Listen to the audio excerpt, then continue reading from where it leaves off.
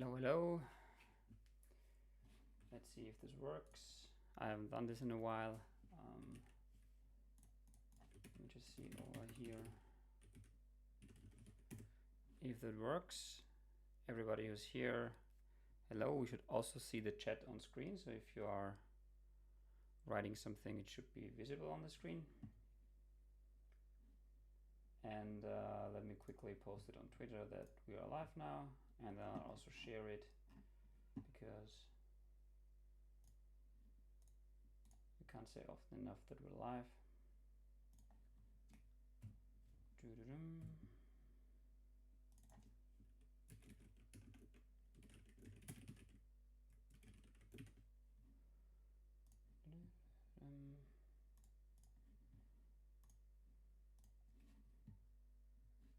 So if you want to do me a favor,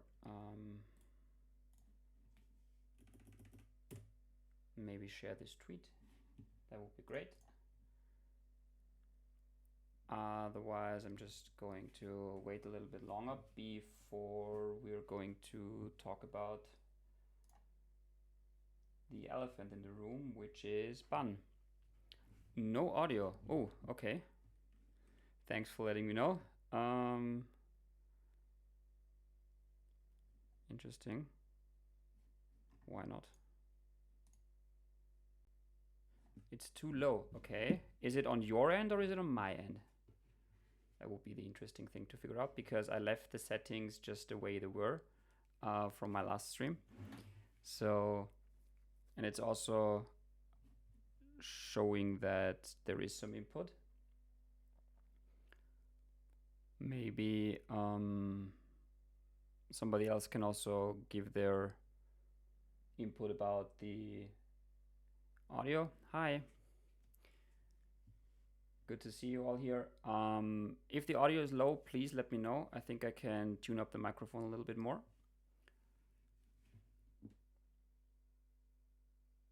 Otherwise, I think I'm gonna get started. Just announced on Twitter that we are live. So if somebody can let me know in the chat that the audio is fine for them, then I would probably get started. Because what I want to do today is look into Ban, which just, Ban 1.0. So Ban just had their 1.0 release, and I spent the last like good part of the last 2 days looking into Ban as a test runner to see if it can replace Jest or vtest is what we're using at TanStack Query. So I thought that I want to give it a try as a test runner. Okay, then let's just do the audio like this, or maybe like this, if that's better.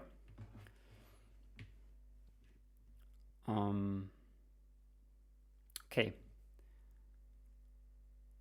Otherwise, let's get back to Ban. So Ban is like very new, and it's everything. It's a, well, let me just switch to like the where is the ban.sh thingy. Yeah, it's here. So Ban is basically everything, right? It's a runtime, it's a package manager, it comes up right there on the screen. It's a bundler, and it's a test framework all in one, a test runner. And it tries to be Node compatible as much as possible. It claims to be compatible with Node. In fact, it's not 100% there yet, obviously, because it's still there's lots of work to do in that regard.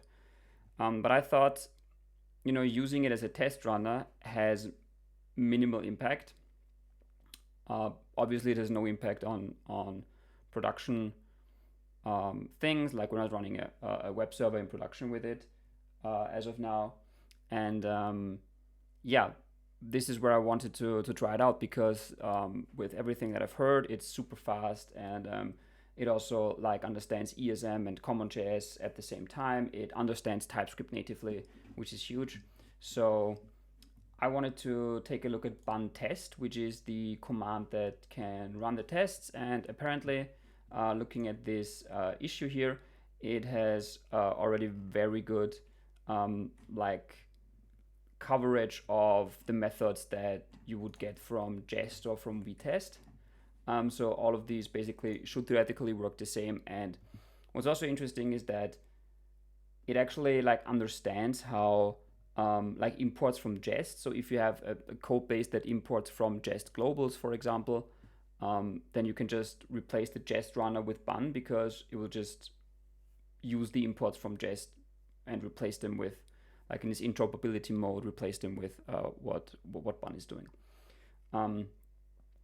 So that being said, I want to take a look at what it takes to go to the React query, TanStack query repository, and try to swap out the vtest test runner that we have, and try out how that works with bun.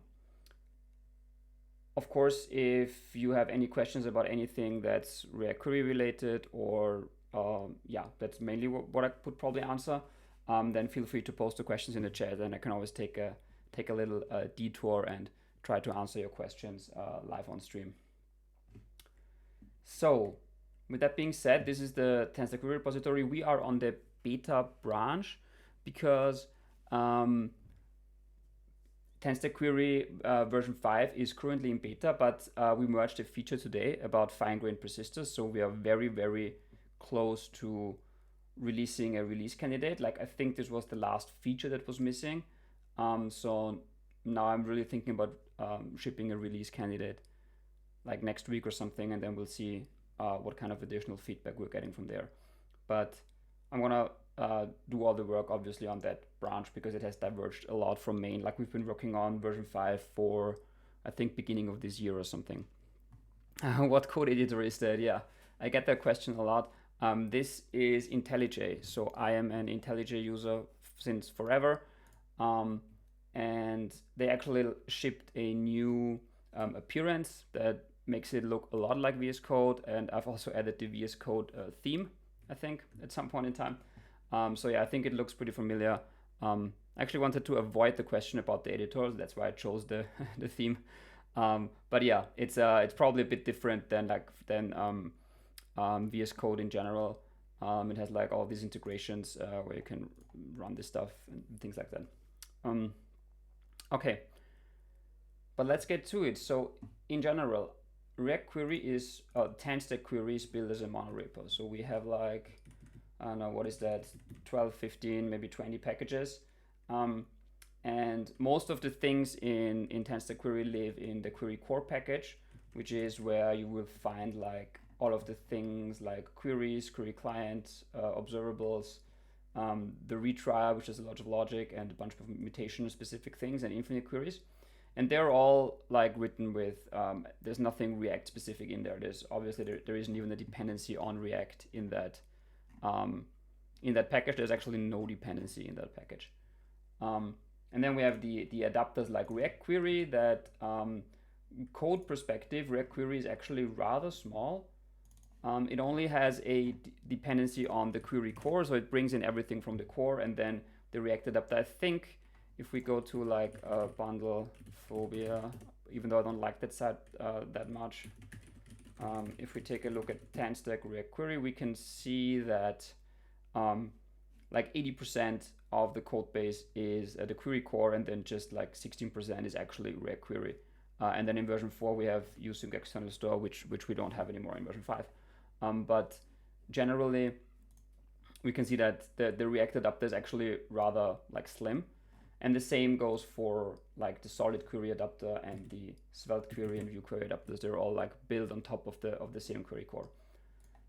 And then there are other packages that also share a bunch of things, and one of them is the persisters. And the persisters actually depend on this persist query client core.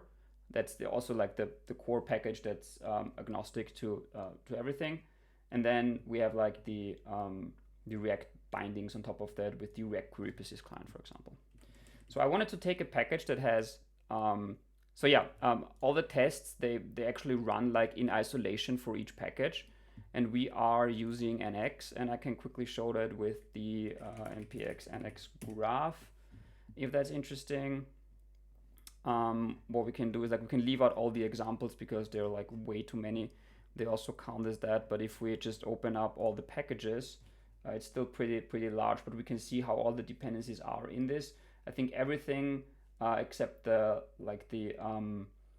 code mods or stuff, they depend directly or indirectly on the query core. And from this, I don't know why this is so far to the right, but whatever. From this package structure, we actually, every package is self-sufficient, self-sustained.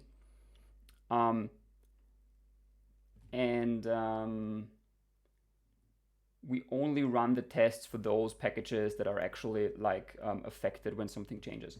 So I just read the comment about the comments are in the project tree. Yeah, that's right. I can move the project tree to the other side if that happens. Left top. So at least for now we can have them here so that the comments don't overlap with that. You're right. Yeah. Usually the project graph is not that interesting. But what that means is that like in every package there is its own like script that will run the tests, and it's the test lib script task, whatever.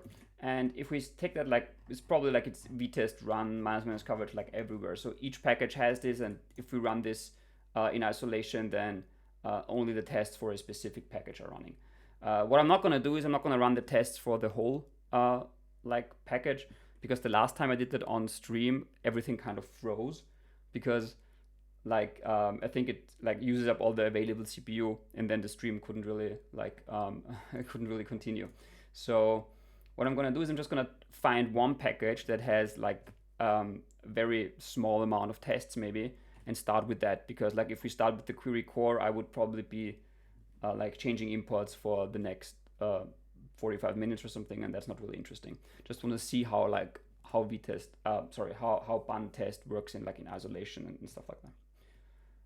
So I think the package that has like a small amount of tests, yeah, I think this one would probably be a good candidate. It's the query persist client core that contains, I think it contains like 3 or 4 functions for persisting a query client to an external storage like local storage or async storage or whatever.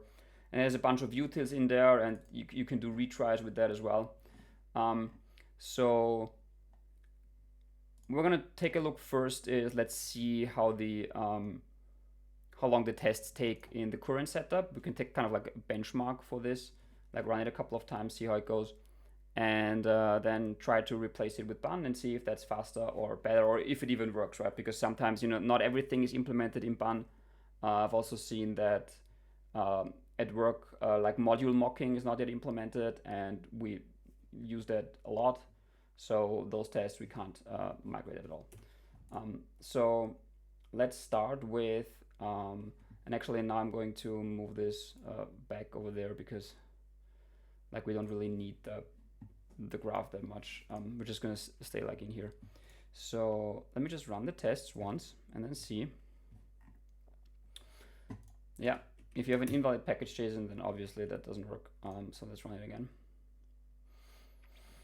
Okay, and we should see there it says like 593 milliseconds, and then let's run it again. 612, that's almost like the same. And then another one, where is it? 712. So I think it's about, I would say 600-ish. Yeah, 550 was the fastest now. So we would get to like 688. Yeah, so I would say like 600 milliseconds seems to be the like average time of those. Let me just see one more time. Yeah, transform 5, and then I don't know why this number is larger here. I don't know what those numbers mean, but I can think we can focus on the number here. That's the first one. So that would be like about 600 milliseconds to run these 13 tests, which is, yeah, not great, not terrible, I'd say. 13 tests, and they don't really do much. Okay, so let's see how this looks with bun. So first what we're going to do is I'm going to add bun as a dependency. I could just install it globally, but I think if I actually want to commit this, I think bun should come in as a dependency. Similar like vtest is also coming in as a dependency. So let's just maybe just add bun. And there was actually like a new version for like I think 102 was released like 10 minutes ago or something. Actually, it's just to be safe, let's stick with 101 because that's the version I know that works. So pnpm pnpm install, and that should hopefully add us bun to our project as a dependency. I don't know if I can then actually execute bun like that. Otherwise, I just install it globally if that doesn't work for now.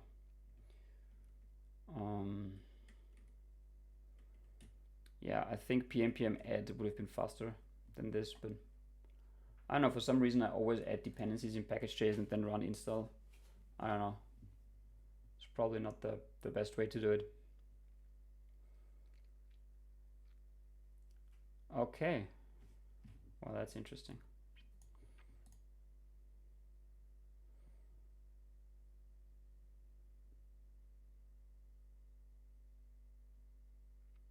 Hello. Is that Chefansage? Is that how you pronounce it? Is that a German word? Thank you for being here. Glad you could make it. Okay. So do we have bun now? Yes, we do. So bun 101. Okay, cool. So let's go to the package that I wanted to go to, which is this the one with the tests? Yeah, it is. Okay. So, and let's, for the first situation, let's just try what happens if we swap out vtest run -- coverage with a bun test, I think is the command we want. So bun test -- coverage. What do we think will happen? I think I know what will happen, but so my prediction is that this doesn't work because like it will be fast, but it will fail. Because like all of these imports from vtest, I'm not sure if they work. Like we do vi.fn.mock return value and stuff like that. I don't know if that actually works. Just if you use bun as a test runner, I wouldn't expect it to actually. But let's just run it and see what happens. Woo, 2 fails. Okay. But it was fast. Like it failed in 58 milliseconds. Like that is that for real? Woohoo! Bun. There you go. So it fails in about like a 1/10 of the time. So it's 10 times as fast in failing. I'm super interested if this is if we get this to work, if it keeps up with like being 10x faster. It's like a 10x dev tool then. Okay, but what's the actual errors? Can't find variable describe. Okay, that's cool because that's easily fixable. Because the only thing we need to do, yeah, we don't import this here, and then in Jest and vtest, those things are just like globally available and they work. But with bun, that's not the case. So what you need to do is, let me just see if I got the docs correct on that with bun. Yeah, what you need is import something from bun test. So let's do import expect and test from bun test, and describe as well. Okay, and then we obviously have the issue that TypeScript doesn't know about bun test, and I'll try to fix that later. First, I wanna focus on getting it to work at runtime, because I think like bun run or bun test doesn't really care about type errors. So when bun interprets TypeScript scripts, it just transpiles them to JavaScript and runs them. It doesn't like really check if there are type errors. That's what we should still use TSC for as a separate process. So right now, if I run this, maybe it works now. No, we have that is amazing. We have 2 passes already in that.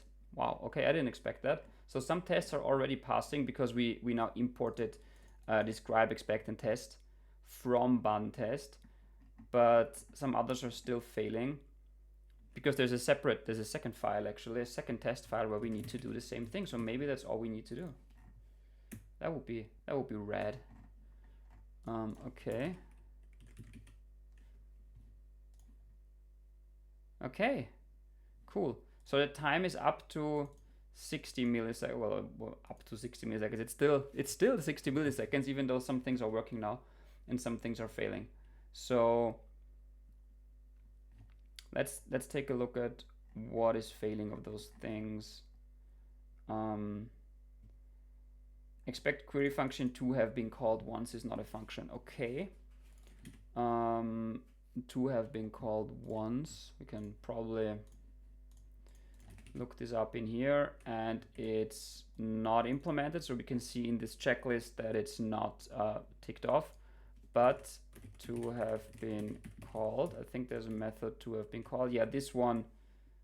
And to have been called times with a number is implemented. So I don't know why there's a separate function for to have been called once or something.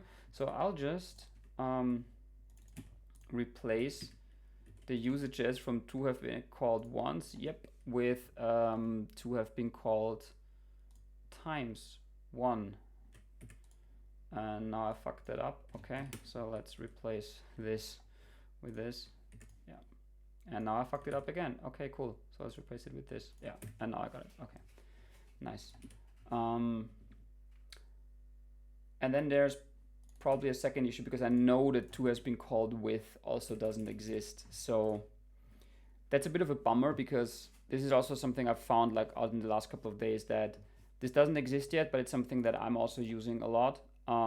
And to have been called with just to check if yes, the function has been called once, but are we actually passing the correct values to that function that is mocked out here? That is a question that those tests also answer. If that doesn't work, then for now there's actually, I think, no better fix than to have been called with, to just like comment that out. Yeah, I don't know how often we do this or why we always do the same test assertions. I don't remember exactly what those tests are doing, but just want to see if there's some things that we can. Yeah, it's always the same expectation. So to have been called with is now commented out everywhere. So this is obviously not something I'm comfortable with merging. I'll probably have to wait until this function is implemented. But I trust the bun team that they're prioritizing like those things to get like the real interoperability like one to one pretty fast. Okay, let's see if this was all the errors. This was all the errors. I did not expect that. Wow. 47 milliseconds, 46 milliseconds, 100 milliseconds, 50 milliseconds. Wow. Okay, so we are definitely around like 10 times faster, if not more. So that's like when I think about our test suite that takes about I think 2.5 minutes or something. That is amazing. Like 50 milliseconds for something that took 600 milliseconds before is really good. Amazing. And the things pass. I don't know exactly why those things pass because we're still importing things from vtest, right? And it's probably the things we are using from vtest, like v.fn, do have coverage here. So yeah, we probably don't like, because there's almost nothing from vtest is covered, but v.fn is. But what I really would like to do when I do such a migration is to actually get rid of everything that's v related in here, because it doesn't make much sense if I use bun as a test runner that my code depends on vtest and that I have this in my like in my code base. So in that case, I would like to remove all the imports from vtest and see if I can do something else instead. So I think what ban offers is a mock function itself. And I think with v.fn, there's nothing we're actually doing. It's just mocking. And for complete documentation, yeah, so we import mock from ban test, and then we just do a function, and then we can see if this has been called or not. Maybe mock.calls is a valid substitute for to have been called with. Yeah. Mock. It's a good call out. Let me see if that works. There's dot calls. Oh, and it has the parameters inside. Ooh, that's actually pretty good. Okay. Well, that's cool. I like it. So let me see if we can get this. Running. Nice. Thank you. Learned something today. So this query function, I think. So we just have I imported mock already? No, I haven't. So let's import mock. And then I don't have types here. So now is the point in time where I really want the types, because I don't know what these functions are doing. So let's do that. Let's do with pm add. I don't know. Does this add it to the root of the levels? I don't know. I just keep doing it the way I'm used to doing it. So in the top level package JSON, there is a dependency for types, and that is called. Oh no, actually this must be in the test docs. Test run. There must be something about type. Must be something about TypeScript here. Rerun tests. Performance. Okay.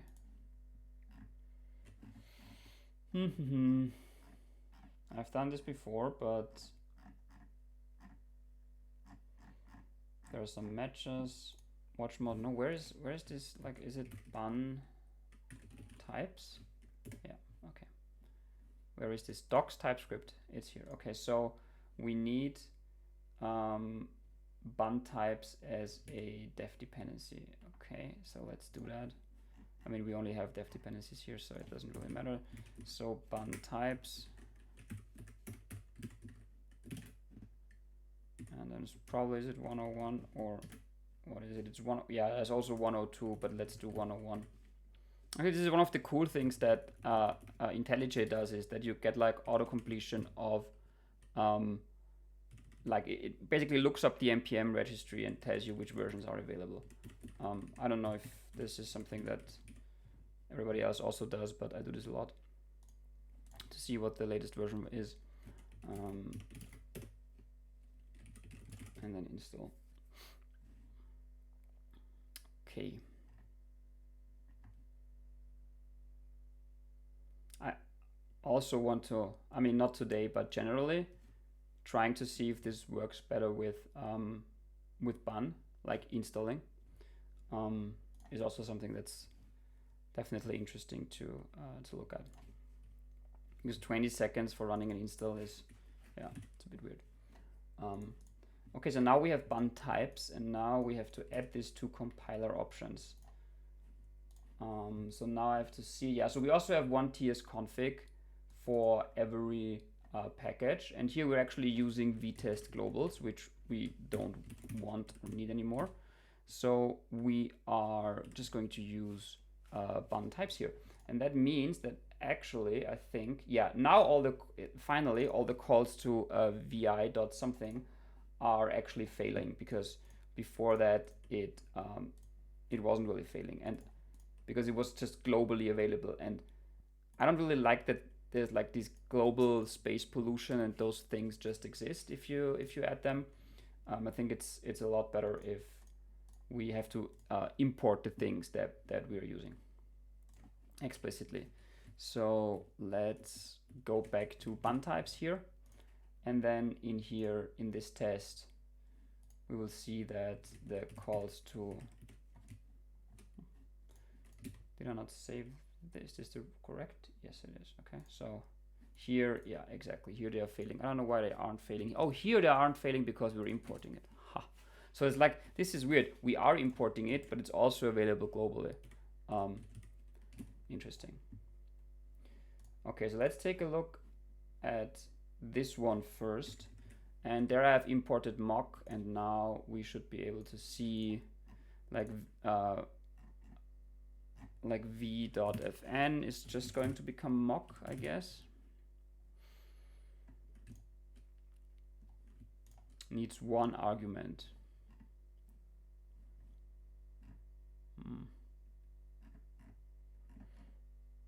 Okay. Well, if I just want to mock an empty thing, what am I gonna do? Like this? It's probably a lint rule that doesn't like this. Like this. Yeah, and then it doesn't work anymore. Mock undefined and assignable to options, query options. What are we actually doing with query.fetch? We're just checking if it has been called 0 times. I don't know. Has any?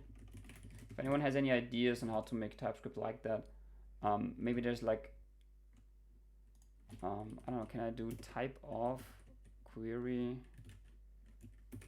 fetch?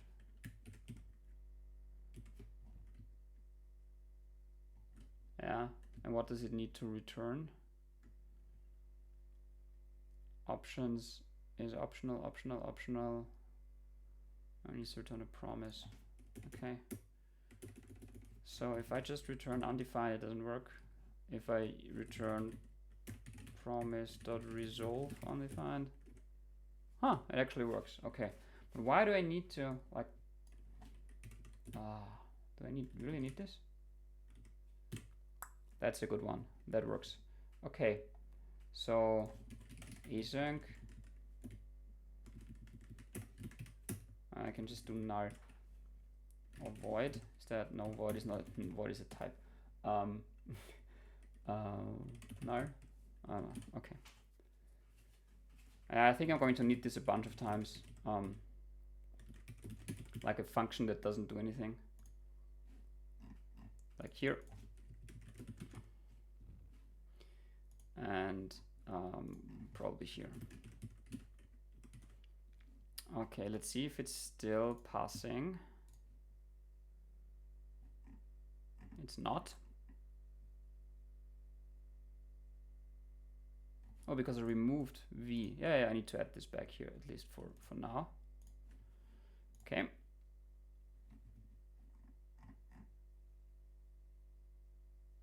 Oh, and I've removed the types, but that shouldn't matter. Okay. Well, then let's just fix all of them, right? I think this, let's try a, oh, there's another one. Okay. The query function. So is this the same? Yeah, at least if TypeScript doesn't complain. So let's do something dot only, if that works.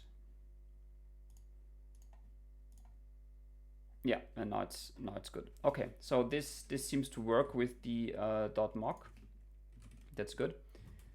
And then in this file we are, yeah, and this is an interesting issue that I've also seen at work when I tried to update, and I also asked on the Bun Discord about it, but I haven't gotten any feedback so far, is that I was not able to make ESLint understand the import no unresolved rule that bun test actually exists, because like TypeScript knows it exists because the type error went away as soon as we added bun types here.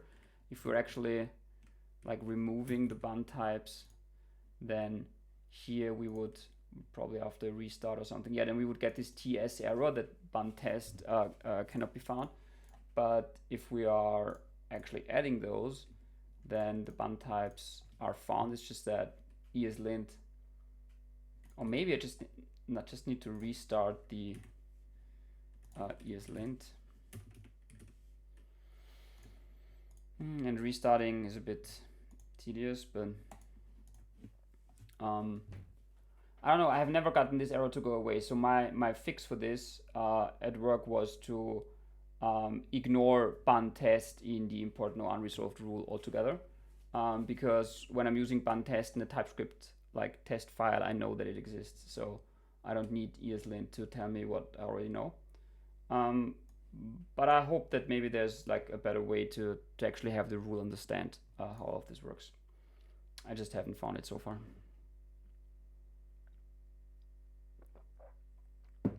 Okay. Moving on, the second one, let's remove this. And then we have this. There's the query function again. Okay, so query fn. Gonna copy this over. And then, or actually, if the mock return value is 1, then we can return 1 from here, I guess. Dot mock. Yeah, there is mock return value, I guess, but if the function can just like do this, let me just see first after we've imported mock from after we've imported mock from here, what the complaint is. No complaint, so it's a query function that returns a number. Yeah, query function can also be synchronous. It doesn't have to be async, but whatever, that's good enough. And then there's another one for the observe. I also think this doesn't need to be async. Okay. And it seems that this was it. Oh, 53 millisecond, 13 pass, 0 fail. Amazing. What is a bit weird is that I'm like getting that many like uncovered files from different packages, because query core, stuff like that. I mean, it does make sense to some extent, but I would actually have hoped to only get like the test report for this specific package, because the query core is obviously covered in the tests of the query core, not in the tests of the persister that we're testing here. So that doesn't make a lot of sense, this report. But yeah, the things that are relevant, they actually have a good test coverage. So, yeah, there we have some utils. Okay, so let's remove vtest here as well and import mock from ban test, because I really want this to be like fully without. And then I don't know what I need to put in here. Now it's not assignable to void. Okay. Cool.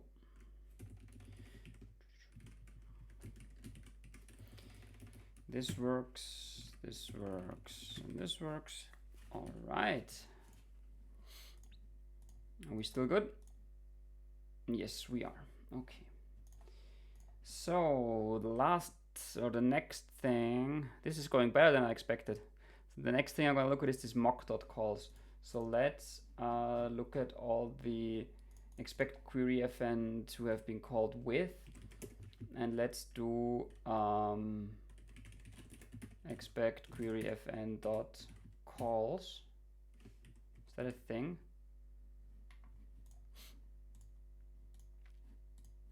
So where was this with the calls? I guess in the mocking thing.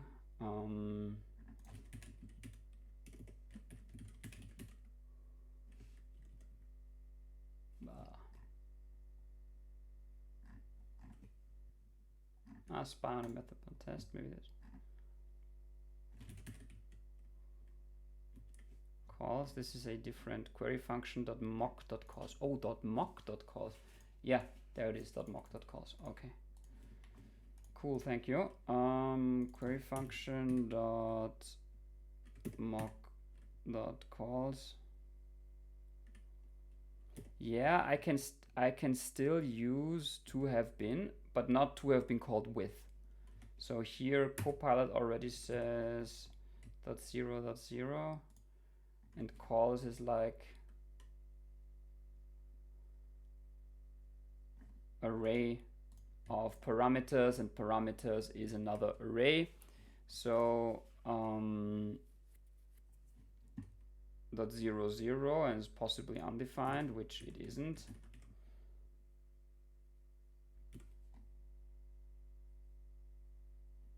Okay, TypeScript doesn't like it.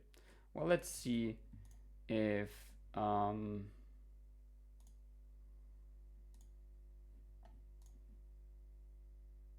yeah, this works. Okay, it's cool. It's pretty cool.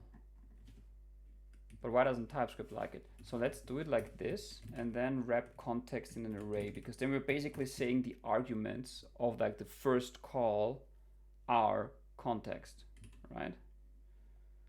Let me see if that works. It works. Amazing. I don't trust this. Like I want to see a failure. So, there's a failure. Like I'm really cool. Amazing. Thank you so much, Sergio, for pointing this out. This is amazing. I somehow missed that. Pretty cool. So let's replace like all of these with all of these. And then we have like nothing that doesn't work. Indeed, you can now remove the two have been called once. Yeah, well, but not the two have been called times one. Well, I don't think so, because if it's called multiple times, then you would have like calls dot one available and so on. So if I remove this, I haven't guaranteed that it's only called once, or is that not what two have been called times does? Because I was assuming that it would fail if it's called two times, and this call alone wouldn't cover the places where it's called two times. It would just check that the first call actually is called with the context. But if there's a second call, at least that's where I'm seeing it. Yeah, the 0. Oh, okay, so what we could do is we could actually remove the 0 and then say the calls need to be like this, right? It needs to be an array of array, and then we could remove like this call, because then it would be a different array. I think that's what you're going at, and I think you're right. The question is, what do I find more readable? Do I say like the calls need to be an array and then the first call is this? Or do I think it's more readable if I check for has it been called once and then I say yeah, and the first call needs to be like this? From the top of my head, I would think that this is a bit more readable, but I don't know. I don't really care that much. It's like both things are yeah, I think both things are valid, and like we've had two calls before, like has been called once and have been called with context. I think this is actually worse, because like has been called once and then with the context. Here we actually, like if the function is called twice, we would have to rewrite it, because then we have to check, okay, is it called the first time with that context and the second time with another context and so on. So yeah, I'm just gonna like leave it like that, because then we can like adapt it as we go to like different calls if that function exists. But I think right now we are pretty good, and we are still 10 times as fast. It's amazing how fast, like there's no, and we're running this with pnpm run. Actually, let's see if we can shave off another couple of milliseconds if we cd query persist like into this, and then we do bun run on that script, because then bun uses bun to run the bun tests. Let's see if that helps. Bun run test lib. Well, there isn't really a difference. It's slower. 60, 75, 63, 69. And if I do it with pnpm,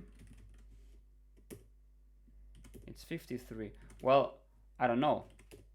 I don't know if I trust those times, because there's like a little delay when I run it with pnpm. There's like a, I don't know, as if it kind of like halts for a little bit. But if I do it with bun, there's no such thing. Like with bun, I don't know if you can see this on this on the stream, but with bun it's just like butter smooth. So let's do a time bun run, and then it says 100 milliseconds total. Okay, and then if I do it with PNPM, yeah, it's 300 and something because there is this delay. So yeah, we can shave off another, what, 3x if we do it with bun run instead of like what my editor does per default, the PNPM run. The bun run. Interesting. So that's now 120 milliseconds in total, where I don't know, 60 milliseconds or something are actually from the test execution itself, and the rest is probably spawning stuff overhead. So now that we know it's about like 130 tops milliseconds with bun run test lib, which does bun test. So it's bun run bun test basically, with the coverage. But maybe we can shave off some things if we remove the coverage. I don't know. Does that matter? Yeah, it matters a bit. So we can be sub 100 milliseconds if we remove printing of the coverage. And then let's really quickly, because I haven't timed this before, let's really quickly shelf these changes, bun, and go back to and now we can also remove the coverage if we want to be fair. And then let's do do it with PNPM, because that's like what we had before. Like if bun didn't exist, we would do PNPM run test lib. Holy shit. And that's 1.5 seconds in total. Woo, 1 second. So here it says 300 milliseconds, or maybe it says like 600 milliseconds, or what we had before. So it's 1 second in like the total time that it takes because of, I don't know, the other overhead that there is. And if we just do this with bun, like running vtest with bun instead of running vtest with PNPM, so now we have like a cross matrix of stuff. So just doing this shaves off like 300 or 400 milliseconds, like all of the overhead probably that's around it. And then like the test execution itself still is the same. It's amazing. Just replacing, I don't know, whatever runner you have with bun gives you like a, I don't know, 1/3 speed up on this. And then if we obviously go back to, yeah, of course. If we then go back to the bun test that we have here, then we can again see the 100 milliseconds. This is insane. So it's still like 10x, but it's not like from 600 milliseconds to 60 milliseconds. It's actually from 1 point something seconds to 100 milliseconds. And that's actually like, you can really feel the difference, even though it's just 1 second. You can actually feel it. I'm having the I'm having the best time. Yes, it's buntastic. This bun time is buntastic. Hello Moshifon, good to see you. Glad that you could make it, because we are having a bun time. Okay, so with these I don't know, changes, I think there's actually, like in this package, there's not much more to do. We don't have a dependency on vtest in this package, so I can't really remove it, but like all the dependencies are in the top level package JSON. We could take a look at another package. Like I think the query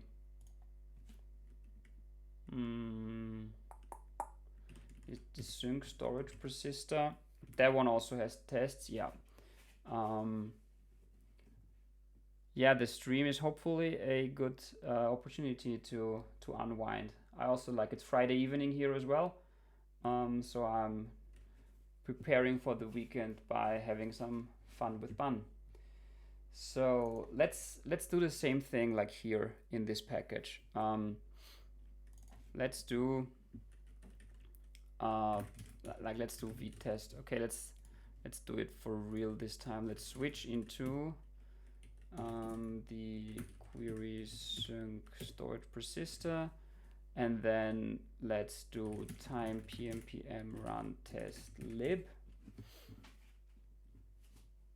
Okay, it's 1.7 seconds. Let's put away the coverage because I don't really care about that. Right, so we are at 1.1 seconds again. And that looks pretty much the same as, is this, sorry, did I go into the same package again? No, it's a different package. Query sync storage persistor, yeah. Different package, it just has like this single test here. Okay, back to Bun test, and then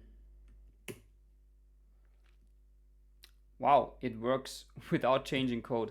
That's amazing. So it's down to 0.4 already, and then if I replace pmpm with Bun right here, we are down to 100 something again. Yes, nice. Okay, same procedure here. What are we actually testing if there's no, like, how do I not have to import describe right now? That's weird. Now it knows that describe exists. Is this like the, where does it take me? It still takes me to the vtest ones. Oh, right, because we still have, I think because we still have the vtest types here. So let's do Bun test, or Bun types actually. That's the only thing that bothers me, is that there's a hyphen and there's a colon in Bun like test, and Bun types has a hyphen, but okay.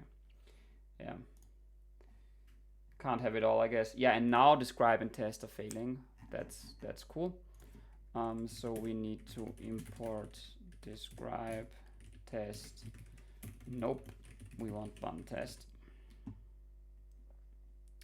And there is the obvious import error. And then we expect as well, okay.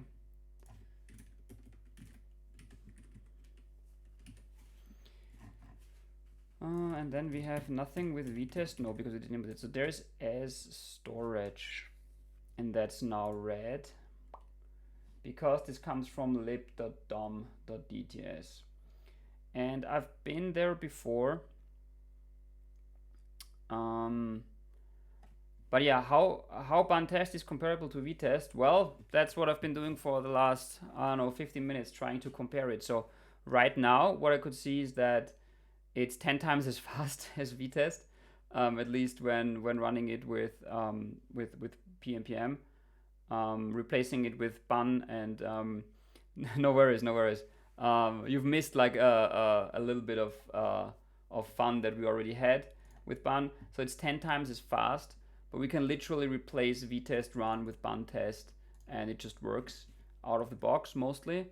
And we had to like replace some of the like functions, like some of the vtest mockings, like v.fn, we needed to replace with mock, that we kind of like import from Bun test, and then it just works. So apart from being fast, does Bun contain a test runner too? Yes, it does. So we are actually using the Bun test runner when we are writing Bun test. So we're not running things with, like, we're also running it with Bun, like the executable, like Bun the runtime, the Bun time. But we're also running it with Bun the test runner.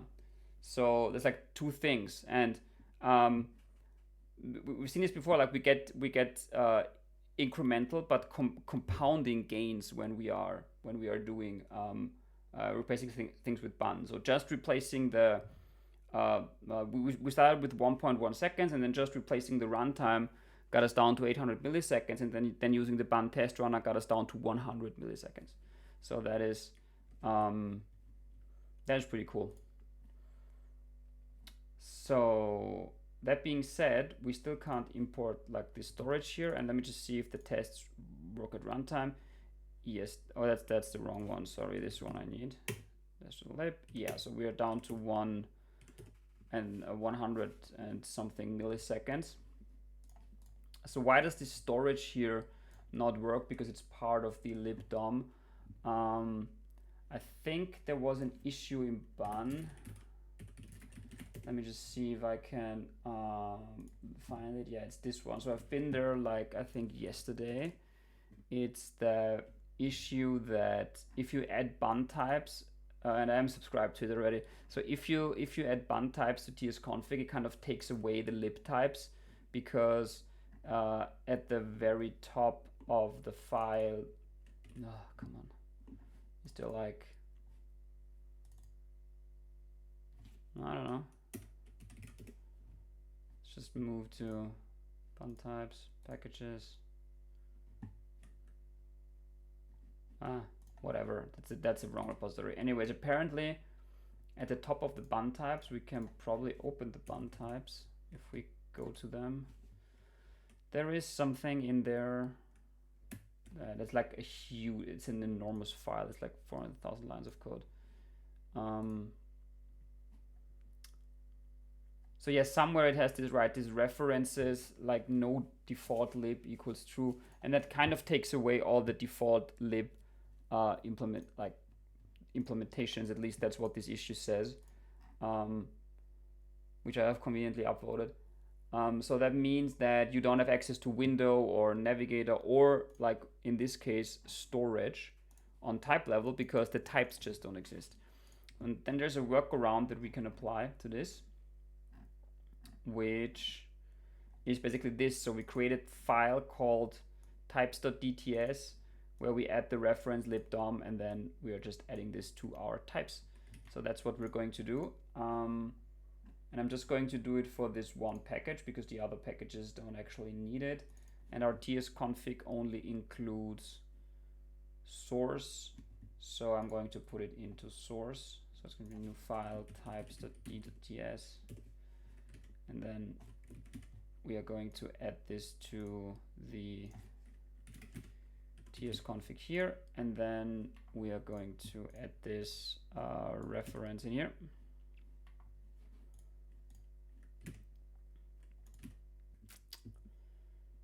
All right, and let's see how this goes. There you go, there is storage.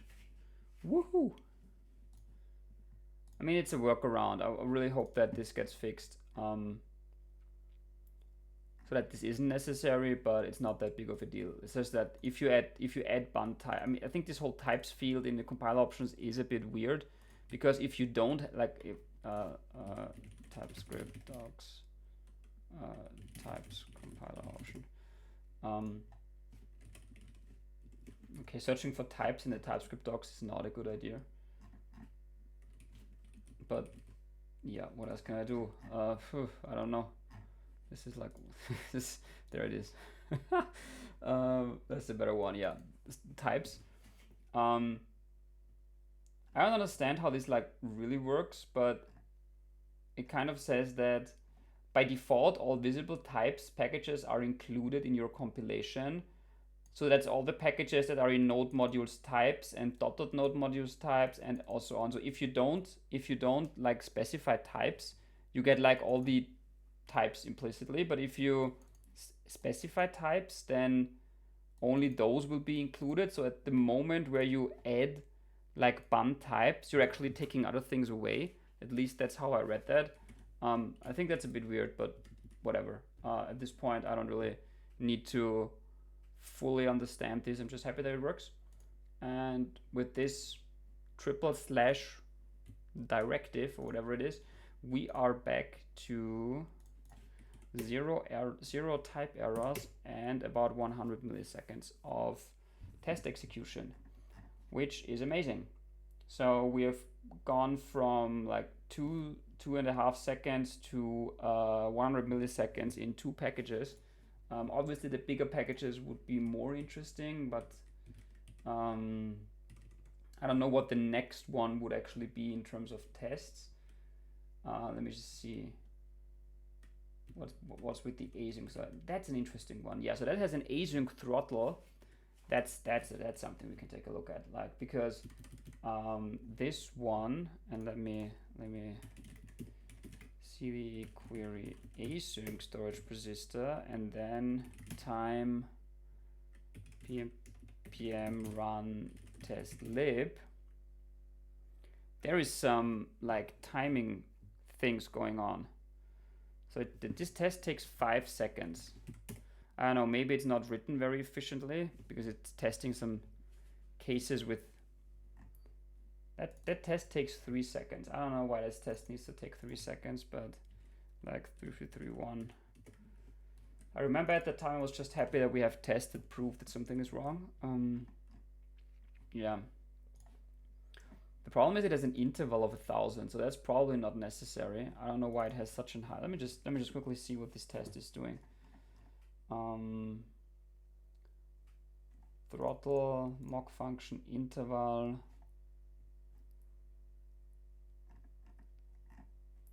Execution time is greater than the interval. Well, what happens if I just put this down to 10? Like, why does my test need to run for a second? Do I not get the same? Yeah, do I not get the same like thing if I just take a lower number? I don't know.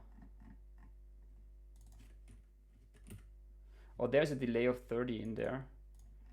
So maybe that's on purpose. And then there are other delays in there, and those are probably real-time delays. Okay. But the second one,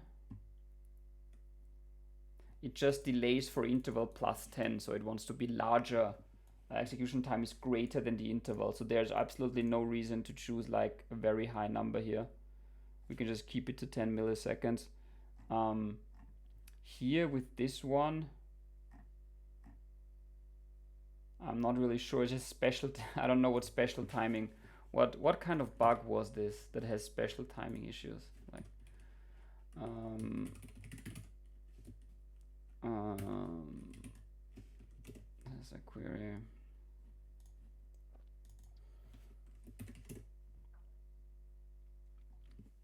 Persist, not respect throttle time, and not persisted final state.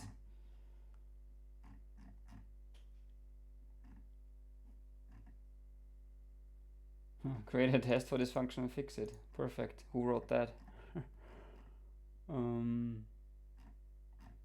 Okay.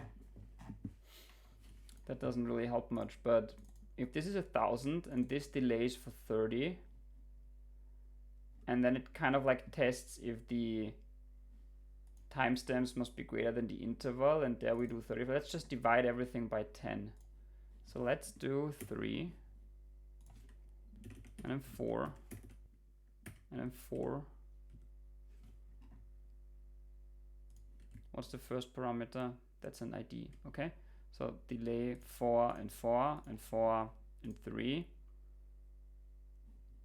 And then that added up to about 100. So let's do 12. I'm just like saving more time than Bun ever could by just rewriting the tests.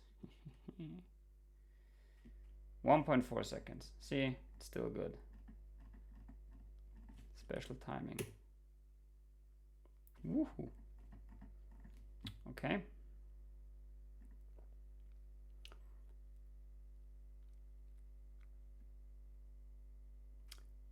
How can I contribute? The issues are really hard. Yeah, I mean, if you're generally interested in contributing to open source, I think there are various ways to get started. The way I started was with hopping on Discord and discussions, and just try to understand more. about how things work by answering questions. And that's always something that I think most open source repositories are looking for. I mean, it's not like all contributions have to be done with code. Because it does take a good amount of time until you know the code base well enough to actually contribute like code to it. Yeah, exactly.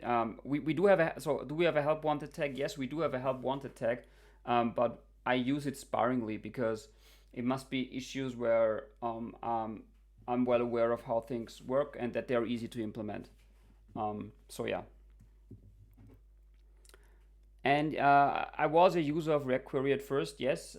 We started using it, I think, mid 2020. And then by the end of 2020, I got involved with answering discussions and stuff like that. That's when I started my blog post as well. And then somewhere in 2021, I made my first code contribution, like the real code contribution that wasn't just doc changes or type changes or stuff like that. So yeah, it also took me quite some time before I actually like wanted to contribute.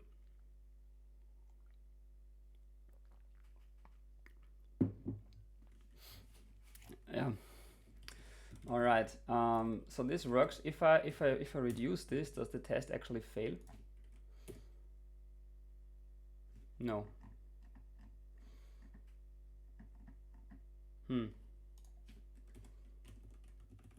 How do I make this test fail? Yeah, now it fails. Okay. So spy to be called 2 times. Okay. 4 and 4. And those calls are probably get deduplicated if I remember this correctly. And we expect the timestamps to be greater than or equal to the interval. Okay, so let's stick with 10. I think that's good enough. And then we have a baseline that's pretty much the same as all the others. It's 1.4 seconds.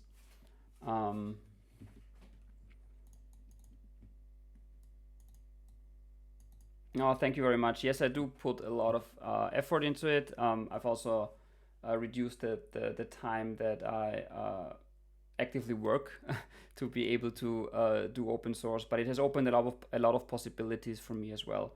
So it's a win for me as well in terms of like finding new opportunities and stuff like that. Yeah.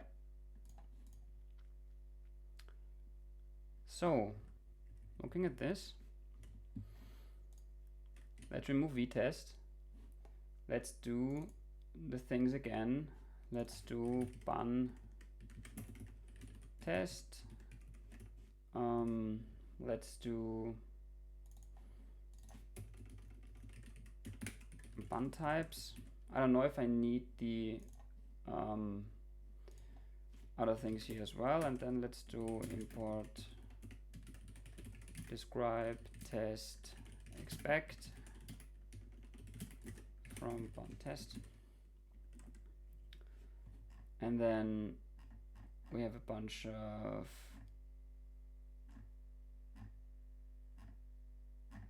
things that are not working, but we don't need these DOM types as far as it seems. So what we do need is mock. So actually let's see if it works. Time bun run test lib doesn't work. Okay. Yeah, I can't find VI. Okay, I've already removed it. So let's stick with mock. And then that's, since we have an implementation that's actually like good, nothing to do. So there is this to be called ×2, and we can't really have that, huh? But what about this? What about .mock.calls.length to be 2? Isn't that the same thing? Should be the same thing. I guess that's the same thing. Yes, there is a, it's not a prettier, like sorting imports, it's not a prettier plugin, it's an ESLint plugin, I think. If you put, I don't know if you put expect here, I don't know if we also sort these. Yeah, so now it says like member describe, it's sort imports basically. And I have ESLint on save, like set up in my editor. So there's that. Okay, so I think mock.calls.length 2b2 should be the same thing as should have been called 2 times. We'll see if that test works afterwards. Here again, it's just calling mock. That's also this, and then mock, it's all the same. Actually, there's like duplicate code in like the test always does the same thing, but whatever. Tests can be duplicated. And then we get this, and then expect to throw error. I don't know how to fix that, but let's see if it goes. Yep. Expect to throw error is not a function. Okay, so for this, I need to actually look it up here again.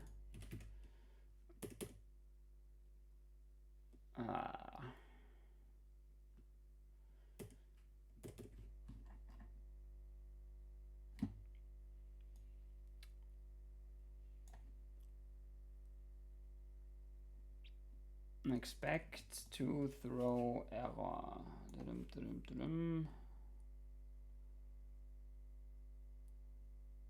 Have you seen how Katana developing? It's like they faced all the problems before once. Well, if it looks like that, then maybe it is because we have. I don't know. It's like I've answered so many questions about React Query that I pretty much know when someone asks a good question, then I kind of like see where the problem is. Yeah, but I wouldn't get like in any case, don't get discouraged by other people being like, I don't know, faster, or they seem that they get along better, because we're all just making things up as we go, and there are always things to learn from. For example, today I've learned that you can use mock.calls, which I never have before, and that it actually works like everywhere, and that's something I'm going to take away from this stream today. And now I need to know how to throw works, because I also never to throw error. I don't know, let's see. I'm mostly getting guided by TypeScript types, autocompletion, and the occasional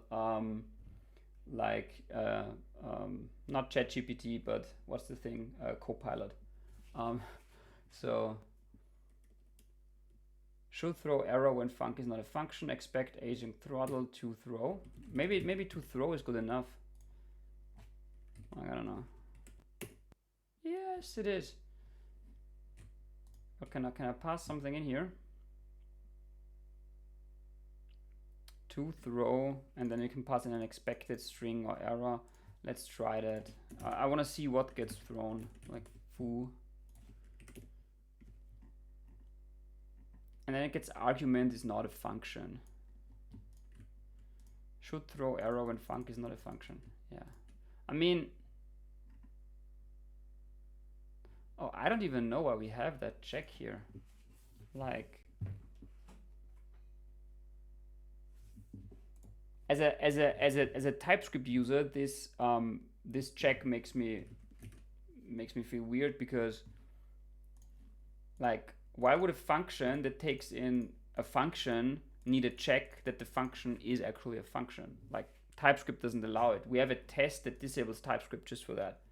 For me, the sane move here like would be to remove the test and also remove this runtime invariant check here, because that's what we have TypeScript for, unless I'm missing something. This is async throttle.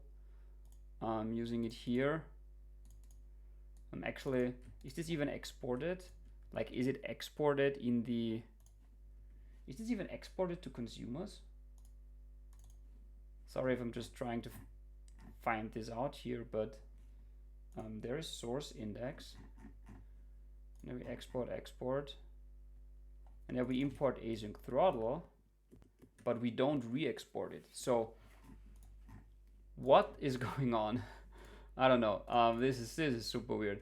So there's a runtime check in an internal util, basically async throttle, that needs to get a function passed, that always gets a function passed, because this is like the only invocation in a non-test code, so we always pass a function to it, yet we have that check. I don't know what happened here. I'm gonna remove that, and I'm gonna remove that test. And then maybe that's cheating, they were now faster than before, but literally we are down to 100 milliseconds anyways, 186, so it's already proven the bun is like 100 times faster anyways. Okay, so I'm not a fan of like runtime invariant checks when you have TypeScript, because that's what TypeScript is for, basically, I'd say. Yep. Because otherwise, actually, I think if you do things like that and you have TypeScript, it actually like takes away the trust of the types. Because here it says that func is a function, and then we check if it's not a function. And then it's like, okay, is there anywhere a usage where my first instinct is not like to remove this check, because I think like, well, there's probably a reason we have it, especially if the code base is large. You probably have no way to ensure that we don't ever pass a non-function in there. And the same goes with null checks, actually. So if you have like null checks scattered around and you don't know why, removing them is scary unless you have like really good test coverage. So there is an ESLint rule that, I don't know if we don't have this turned on, it's called no unnecessary condition, and we actually have it to error. And this is one of my most favorite ESLint rules, because it actually usually does something like, if you have a function foo and it takes in an argument, and that's a string, and then you do if string, well, let's do an array of string to make it more obvious, and then let's do a is not null check, then return foo, otherwise return bar. I would expect this ESLint rule to tell me that like this is an unnecessary condition because the types have no overlap, right? So it says like, okay, why are you checking argument for null if argument is an array of string? Like, that makes no sense. Trust the types. And like, if you, the problem with this ESLint rule is it's pretty hard to add to an existing code base, because there will be so many like checks that are unnecessary, and you just can't remove them because, you know, this might break stuff. So the same way, actually, if you have a function like this and you turn on this ESLint rule, which I think you should because it's one of the best TypeScript ESLint rules that there is, and then you're like, okay, what do I do now? Well, the same way is like, either you know all the invocations like we did now with async throttle, and we know that like this is bullshit. So what then remains is that you can remove the check, obviously, if you know that. But if you don't know that, because you have maybe JavaScript code that doesn't have types that cause this, and you can't really trace back where all the things come from, the only thing that you can do is actually to like widen the interface of that function and include null into the argument type, because there is a check for null in it. And then the check makes sense again, because, you know, okay, we can get null in, we check if it's not null, something. But if the code is like this, it doesn't make any sense. You can't trust the types, and kind of like has more drawbacks. And disabling the lint rule is also weird, because then like, okay, I get an array in, but maybe not. I don't know. Like, types are for trust. I think that's my takeaway on this. Anyways, the question is, this is a function, and why am I allowed to check if the type of that function is not a function? I don't know if I think maybe the lint rule should need to understand this, unless I'm missing something, and this can actually be not of type of function. I don't know, but for this case, we figured out that this is what we want to do, so we're going to remove it. And we've made the bundle size about 5 bytes smaller or something, which is good. No, actually, it's not insignificant because this string cannot be minified. And then it has like argument is not a function, and you will find this in the minified bundle. And I don't know how well this compresses. Maybe argument compresses quite well. So yeah. Anyways, bundle size always an issue with libraries. Sadly, we're talking about 11 kilobyte for the next major version, min-zipped, and it's always like too much. But yeah. Let me just read up on the chat because I was just there's like one question. I've noticed you imported sleep somewhere. Can I know the package? We have this in Python, but in JS. Well, sleep is not something that we have a package for. Sleep is actually like it's the function I write the most, and sleep is just, I think Copilot can autocomplete it for me because I'm writing it so often. This is basically the implementation of sleep. So you pass in some milliseconds, and then you create a new promise, and that promise resolves after the amount of milliseconds with a set timeout. And that's the only thing that you need for sleep. So if you then have an async function something, you can await sleep 500, and then you're basically waiting for 500 milliseconds, and then you can like go on with your life. So yeah, that's the implementation of sleep, and I'm pretty sure that's, I don't know, is it not, or is it function sleep? Sleep delay. Yeah, I think we have it like in multiple times in the utils somewhere. Yeah, there it's basically the same thing, just wrapped in 3 lines of code. So it's always this new promise with a set timeout. Okay, and then this goes away, and now this goes away as well. And that means we are in that package as well down to 100 milliseconds. And this is especially cool because it was 5 seconds before. No, I'm just kidding. It was like it was 1 second before as well. So all the packages took about 1 second to run the tests, and now they're down to 100 milliseconds, at least on my machine. I think in CI it's different because it's usually like slower to begin with in CI, and then it will probably be yeah, maybe an even bigger gain on slower machines, but I'm not sure. All right, I'm not sure if I should do another package or if there's anything else you want me to look at, have questions about, maybe version 5. There's a cool new plugin that we released today that I could show. Otherwise, I would just continue with one more package if I find one that may be a bit more difficult in terms of test. The DevTools have no tests because we haven't migrated them. Yeah, there's just a bogus test. Because we have new DevTools in version 5 and they actually look pretty cool, but we haven't ported the tests over yet from version 4. So if that's something you're interested in, want to contribute, the tricky part about this is that the current test suite on the main branch is in React, and the new DevTools are agnostic. So they are written in Solid. So this code that we're seeing here is actually Solid.js, which I don't know too much about, and I don't know how to write the tests in Solid. So if someone wants to do that, the tests exist, but they're not on this branch yet. Do you know why the TanStack doesn't support Angular? Yes, I do. And it's a story that I think it's rather interesting, but we wanted to support Angular, so we wanted to have like one first-party adapter for all the major packages, and we got some interested people. So what we need is someone from the Angular community to actually step up and say, yes, I want to be the maintainer of Angular Query. We have that for Solid Query. Arian, who is the maintainer for that. We obviously have it for Vue Query. Damien has been doing this for a couple of years, I think, since even before the monorepo view query was a thing. And we also have like Lachlan, who's doing the Svelte query maintenance and development.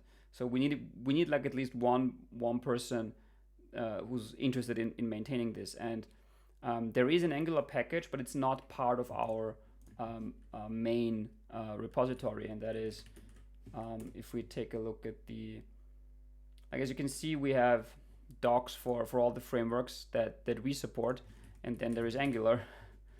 Angular and Angular query is under community resources because it's part of the ng-neat organization of things, which is I think a pretty big thing in the Angular community. GitHub ng-neat. Yeah. And they have a couple of packages themselves. And one of them is the query repository, and it's basically the same thing, right? I think they have in the dependencies they have the query core. Actually, it depends on React query, which is interesting. I didn't know that. I was thinking it was depending on the query core. I don't know why it's depending on React query itself, but the thing is, we offered to take like this package into our monorepo and say you can contribute and stuff like that. But the maintainer or the person who was interested said they don't want to have the package in the TanStack repository because they feel that they are not getting enough credit and enough exposure from being like under the TanStack umbrella, and they'd rather have their own thing. And since it's open source, we can't stop them from using the core package. And I think it has more disadvantages than advantages, because I think like Tenor is pretty cool about also sponsoring all the maintainers from the sponsorships that he's getting, and there's lots of like exposure for the things that you're doing as a maintainer of a TanStack package. And I think it's what we were offering was like, you're always up to date, you're in the same monorepo. When we release version 5, you also get like Angular query version 5, and now you're basically like always a step behind, and you don't get a say into how things are going to work out. For example, with Solid, we had this like we were pondering if we should like make this change of only using one object, and we were like in favor of it. That we only pass one object to use query. But then there was this solid argument that for Solid.js it would make things like a lot easier because of the reactivity. And then we said, yeah, sure, then let's do it. But if this is something that would be bad for Angular, we wouldn't even know about it, because we're discussing this in the Discord, in the maintainers channel, and so on. And the guys from Angular are not there. So but the package, as far as I know, is pretty good and works. So it has like all the same features. There's even the dev tools. I think it's actually the React query dev tools. It looks pretty much the same, unless they've rebuilt it in Angular. Maybe they're just embedding the React dev tools. Yeah, looks like it. So there's the React query dev tools embedded into it, which of course works. It's like the same concept that we are doing with the dev tools that are written in Solid.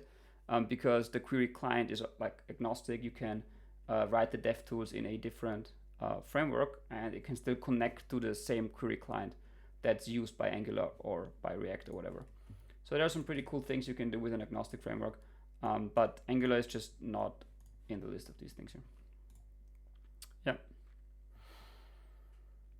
Okay.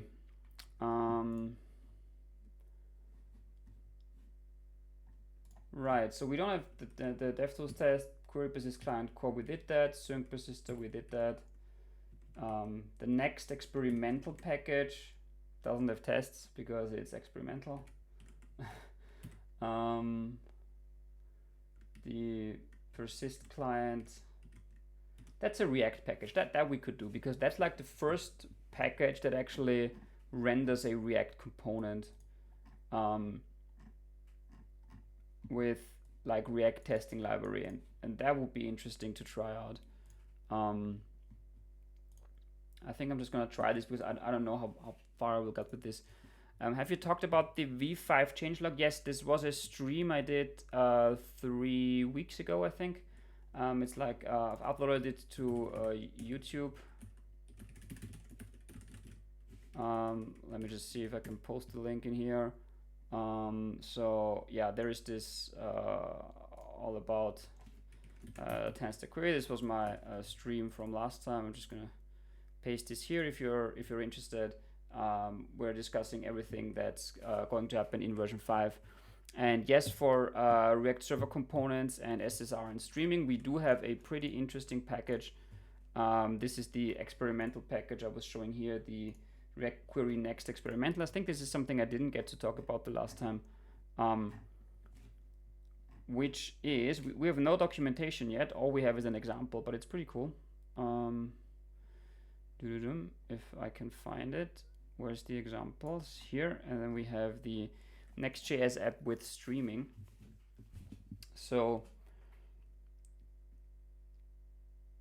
what you're usually doing in like a Next.js application, like previously, is that you would basically prefetch somewhere. Could be in get server side props, or it could be in like in a server component, and then you'd pass the data down to a client component where it would then refetch or whatever whenever it's ready. But what you would actually want to do, this is the goal of this package, is that you're basically calling use query in a component without any prefetching or anything at all, and it's suspense enabled, so it would trigger a fetch on the server. Obviously, use query still has to be in a client component, because at the end of the day, it still goes to the client.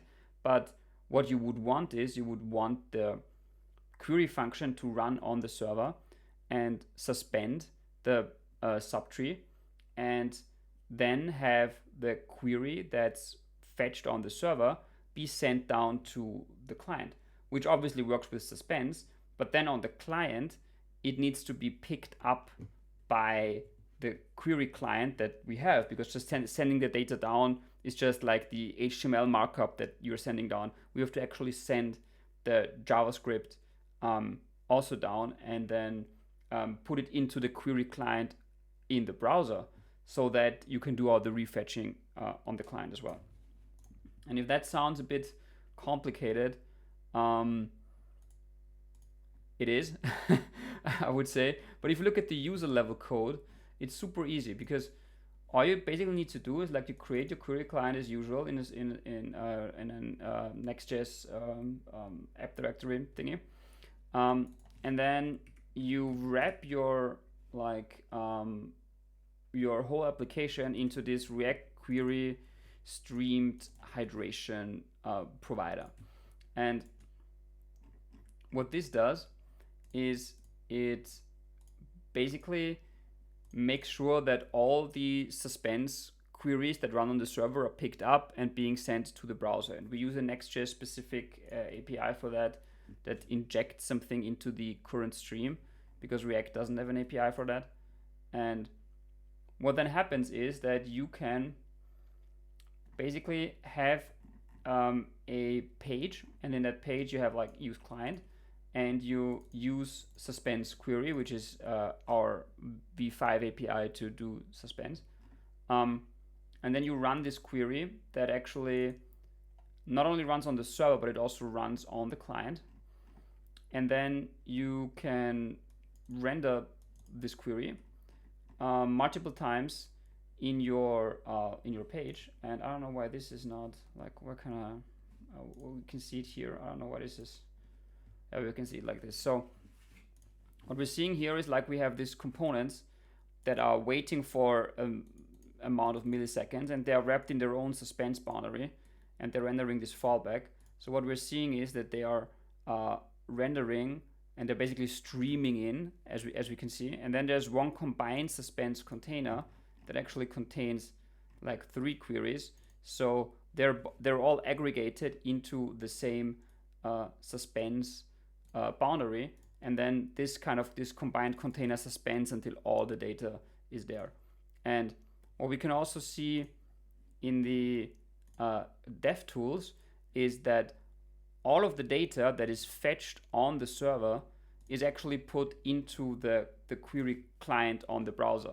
So now you're getting all the refetching and invalidation and interactivity from React Query that refetches like stale queries when you refocus the network and so on.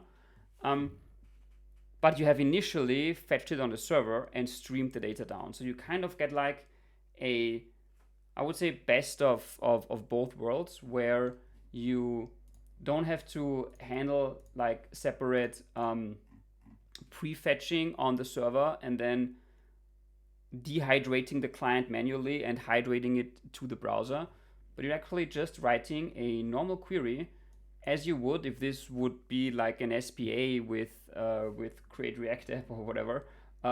It's just a query that runs and just with suspense, and yeah, with that it just starts on the server and then sends it to the client. And I don't want to say it resumes on the client, because like resumability is a completely different concept, but it kind of feels that way a little bit, and I think it's super cool. I've done none of the work for this, so this was all the TRPC crew around Alex and Julius. They contributed this because they wanted to have it and use it in TRPC, obviously. So they contributed it back to React Query when they were hacking on this. So this is like really a cool thing to have.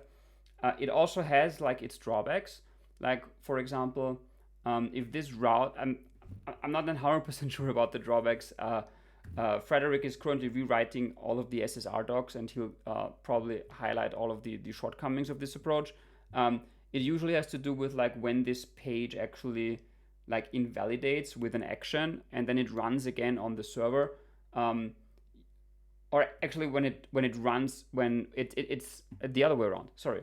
One of the shortcomings is that it's pretty good for like the first page load, where you're actually streaming things down and then they're coming in. But if you were to navigate away from this route and then navigate back to it or something, if the route renders for the first time on a client transition, then you could theoretically create waterfalls, because those suspense boundaries, if there are child components that also start fetching like all of these suspense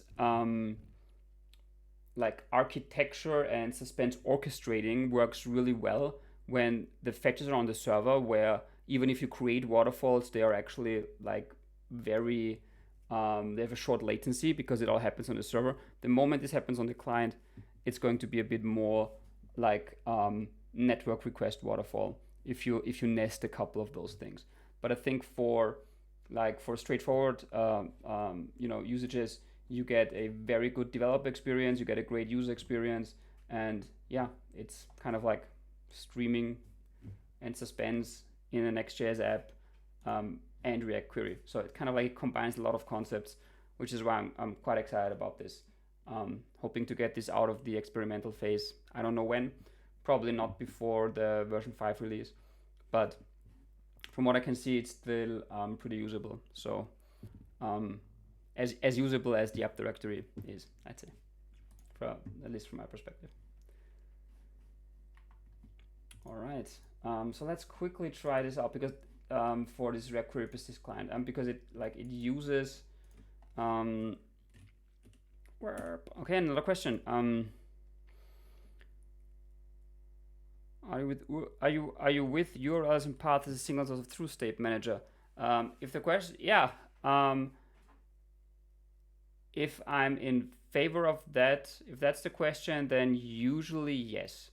So I think the URL is a good place to like store state, especially things like applied filters and stuff like that. And you can easily combine this with React Query to manage your server state. The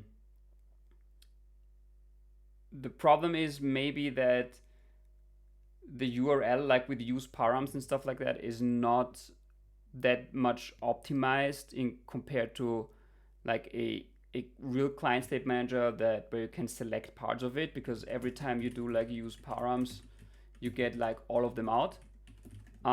So you have like no fine-grained subscriptions on the URL.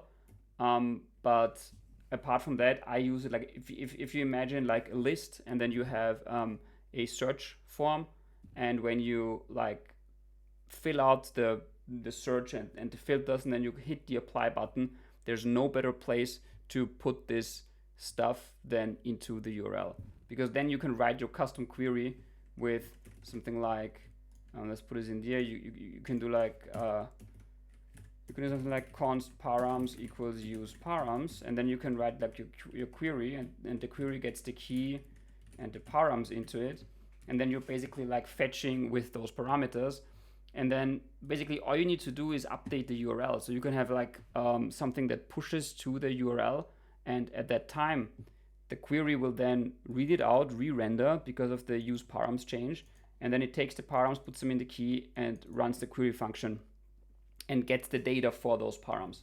So you have like this global state management on the client from the parameters in the URL, and you get like shareable links, and you get like navigation with the browser back button and so on. So yeah, I really like the URLs and paths to use the state manager.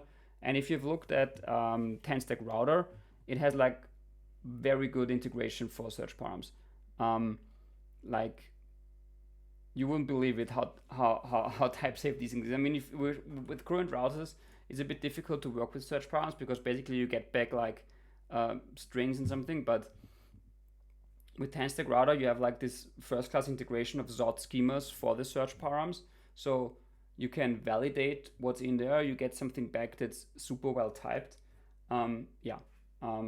Pretty hyped about using that, except that I'm working mostly with Next.js lately, so we have to see how or if there can be a separate like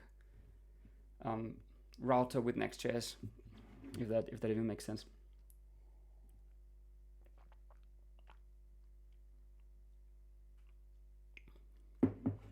Okay, but now this package also has like ban run. No, it's ban test lib. Oh, why am I changing the watch script? Ban test, and remove the coverage, and let's see if that works. So let's just do cd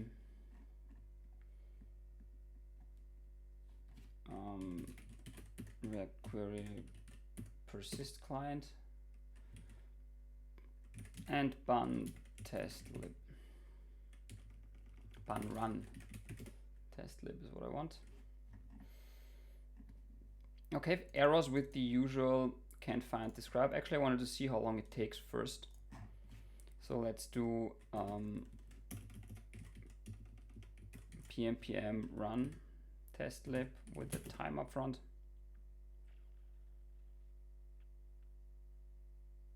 Ooh, that takes long. So, what is this? 4.3 seconds. It's like it hangs initially, so 2.3 seconds, 2.4 seconds. Okay, maybe the first one was an outlier, so it's a bit above 2 seconds. Okay. If we change this, let's remove the coverage.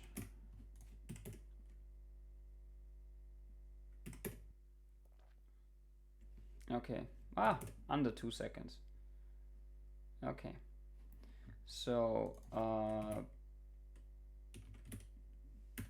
let's do ban with vtest, 1.5 seconds. This is amazing. It's like we're only changing, okay, 1.8, 1.6, but it's still like pretty fast just for like replacing pm here with ban. So with this command, we're not using the ban test runner, we're still vtest, but it's still faster just because it uses ban. And then let's do ban test, and that's the actual ban test runner. And then obviously it's super fast but it also fails. So we have to take a look into this and do describe, which doesn't exist. And then there's v. I'm gonna remove that. And also, as usual, here we need the fun types. Import describe, expect it, or is it test? I don't know. Or do we have both? Oh, we have both. There are also lint rules for that.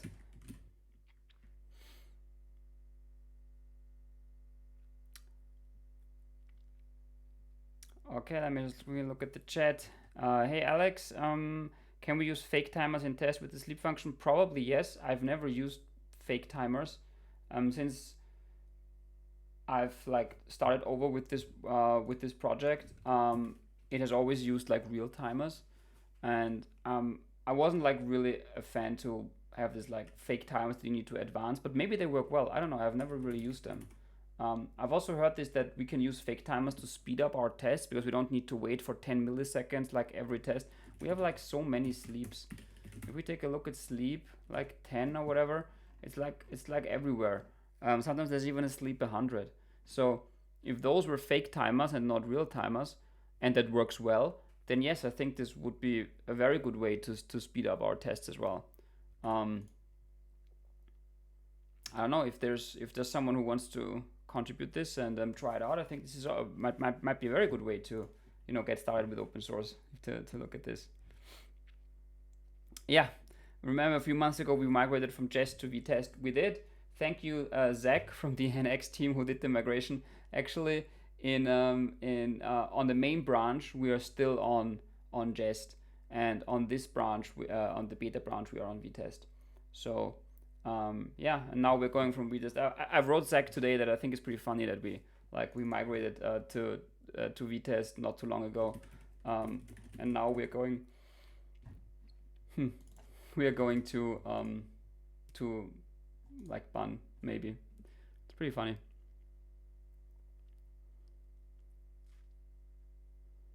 Yeah, maybe fake timers are a good idea. I don't know. I'd love to see a PR that takes like maybe a tiny package where we have sleeps and migrates them to fake timers from someone. That would be great. So this is mock. Let me just see if that works. I would really like to see mock nar on success. Yep.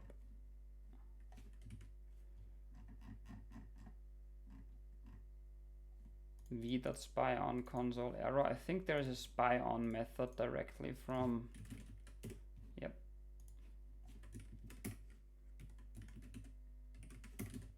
Spy on console 1 mock implementation. Whoops. What? Type null is not assignable to type function. Console.warning is a function, and then there is, and the mock. What? Is this what you want? Really? Why? Then let's do mock return value 1 function. That's gotta be the same, right? There's like, there's no way I'm writing function. What does that even do? Okay.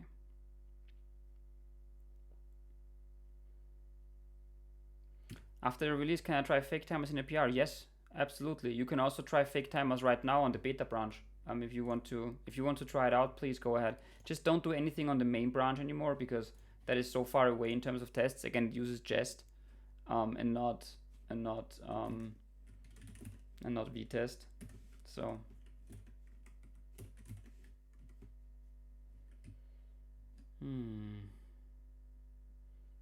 promisable. Okay. Yay. That works.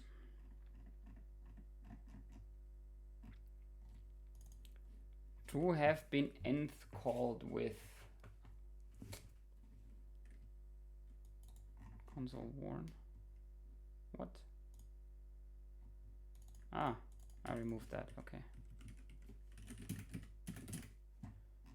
Okay, and here we want to have nth called with, so the first one needs to be called with the error, but it should only be called once. Okay, so we need console mock dot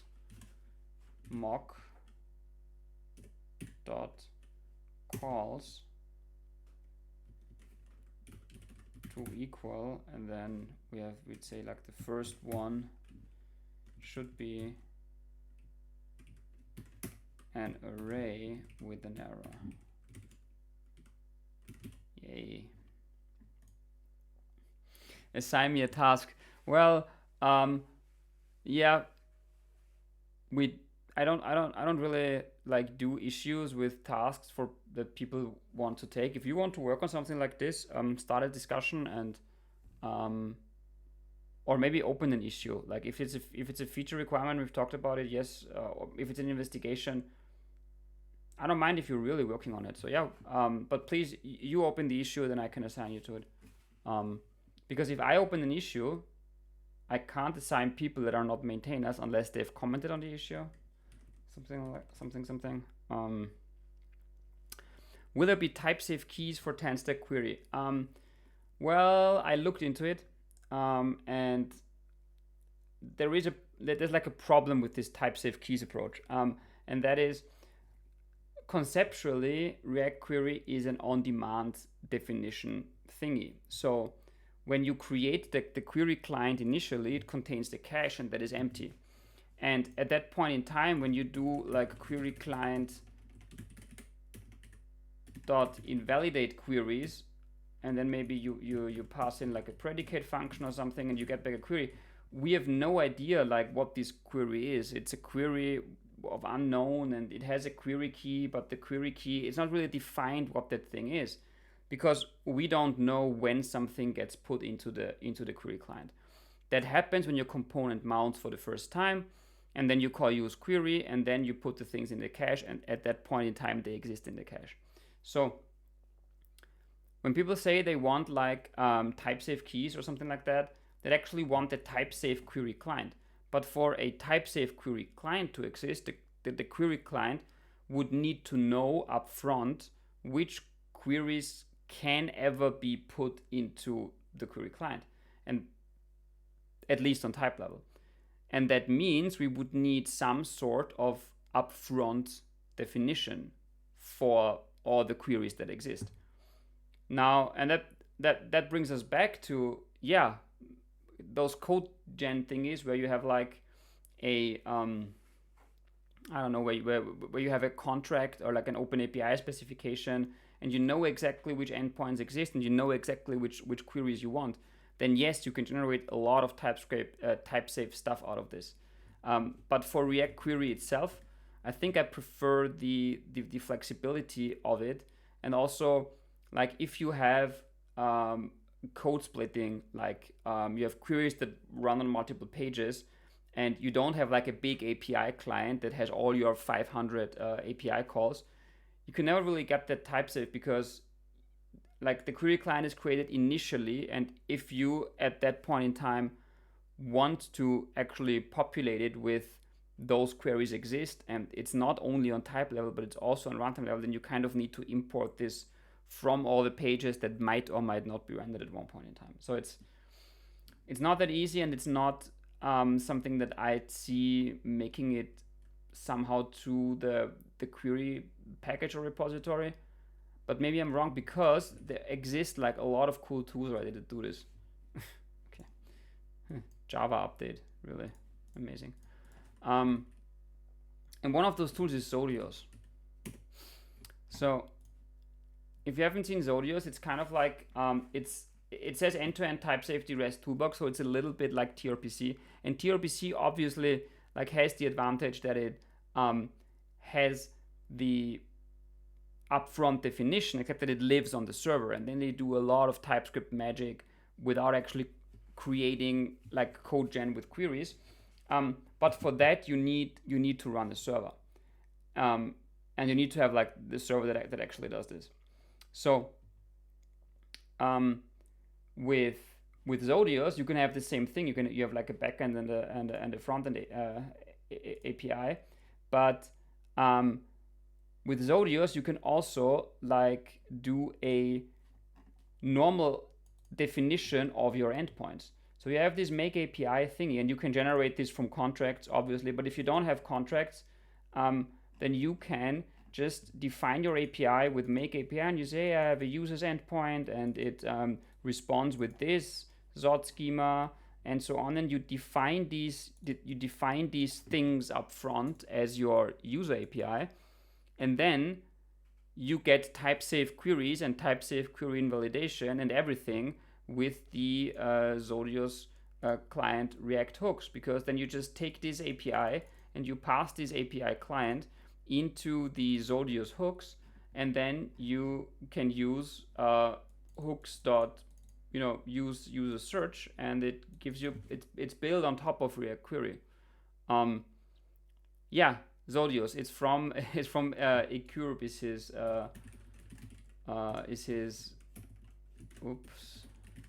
his name, and he is French. Yeah. He also has contributed like already to React query. I don't know if this is. Well, I don't know what a Twitter search is so bad, but he has like contributed a lot of things already to the React query repository as well. And I've tried out Zodios, and it's a really, really cool tool. Yeah, he's a TS wizard, and he has done if you're using infinite queries, then look forward to version 5, because he has contributed a lot of things to it that make them better and more type safe. Really amazing things that have happened there. So yeah, if you're looking for like type safe API client definition, then I would encourage you to try out Zodios and create your API like this. Because if you want something type safe, you need to define it up front anyways, and then let a client like Zodios generate it for you. And in the next version, it will support Axios for fetching as it does now, and it also supports a fetch client. It will support other validation libraries other than Zod. So kind of like the name Zodios, which is a mixture of Zod and Axios, kind of becomes a bit misplaced if you can use fetch and archetype, maybe, I don't know. But still, the concept is really, really good, and it's a really, really solid library that I can recommend. Yeah. All right. What's the last ready here? It's this one. Okay, mock. I don't know, why can't I just do like an empty function with mock? Now I need to like always do something like this. Okay, and here we can do mock because here we have an implementation, and then mock as well. And then the red is gone. Yeah. Let's see. Ah, yes, can't find variable document. Sure, that's where things probably get interesting.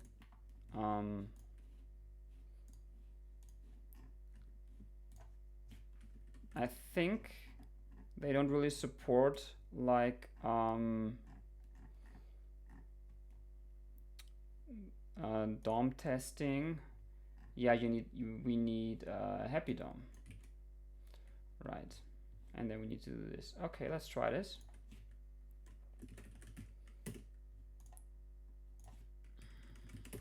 There we have JS DOM, so let's add happy DOM as well, because why not? Okay. Well, no, it doesn't work. I don't know what the... Let's try something else. Let's do... So what's this called? pm add -d happy DOM global registration. Is that how it works? Yeah. Okay. Ooh, but I did in the package. See, I need to move up now.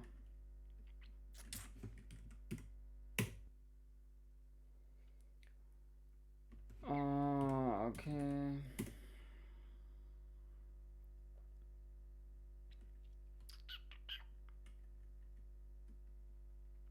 Yep.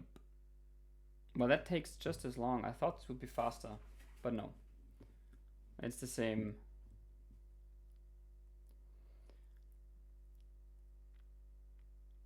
You admit that tRPC and Zod use any everywhere in the package. Well, React Query uses any everywhere in the package. It's like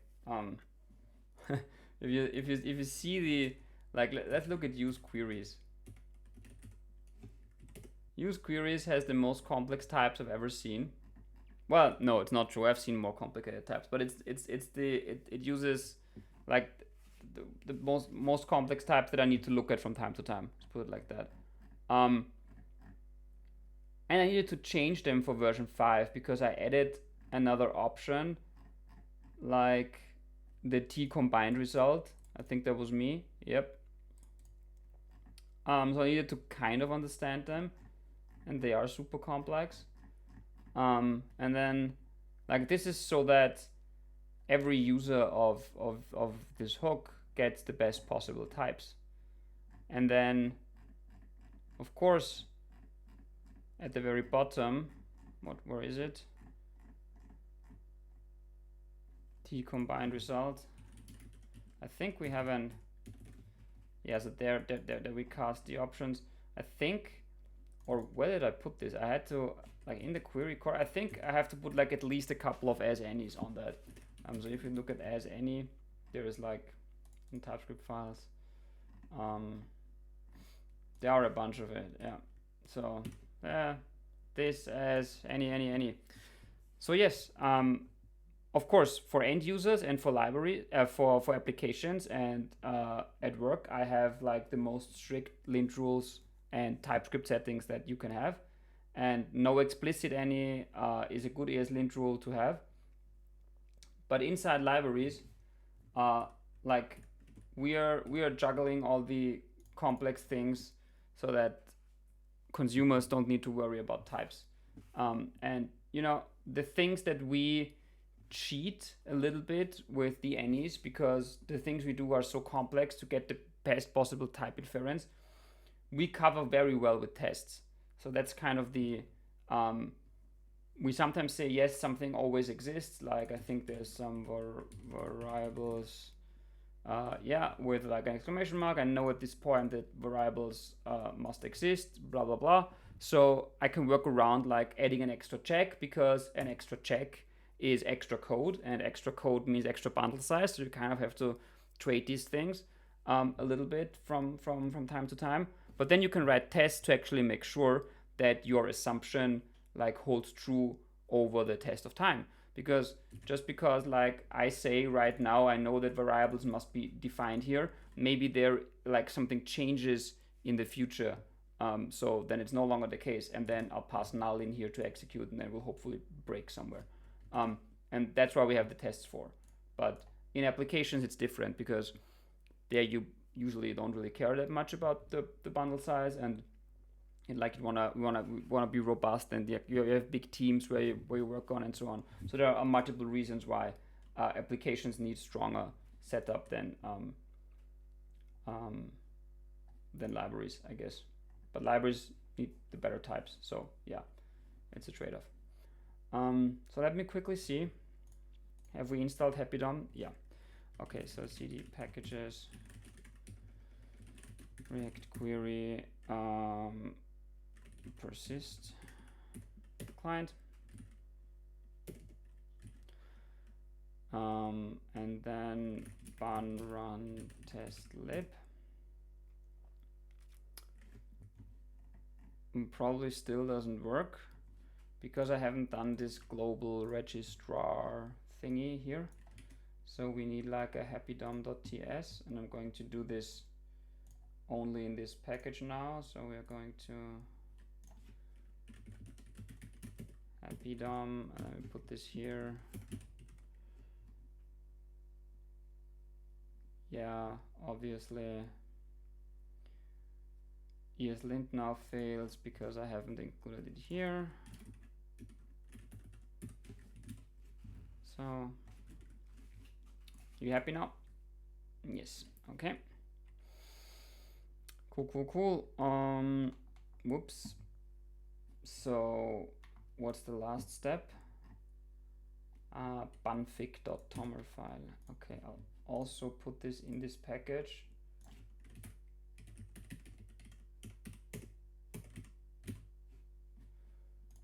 And then let's see if that works. Okay. We're actually seeing some different errors. It's the first time I'm doing DOM testing with it. What's the time on this? 2.5 seconds. What was it before? Does someone remember? I don't remember. But we still have 5 failures. And I need to look into, whoops, I need to look into, let me just run it again with like full.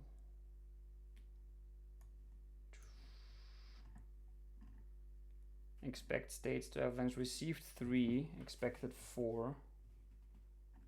Okay.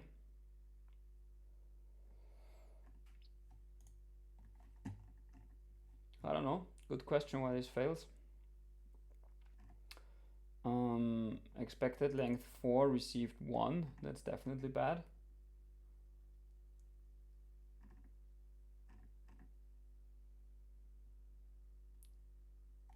Expected received have not been called times expected. Well, that's weird. Expected is an array. Well,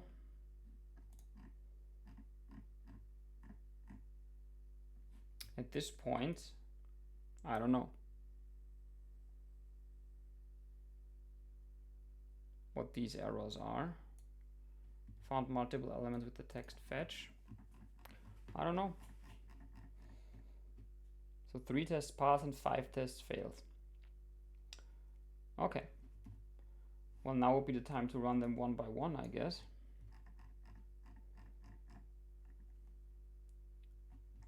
Let me just see which one fails. What if I do test.only here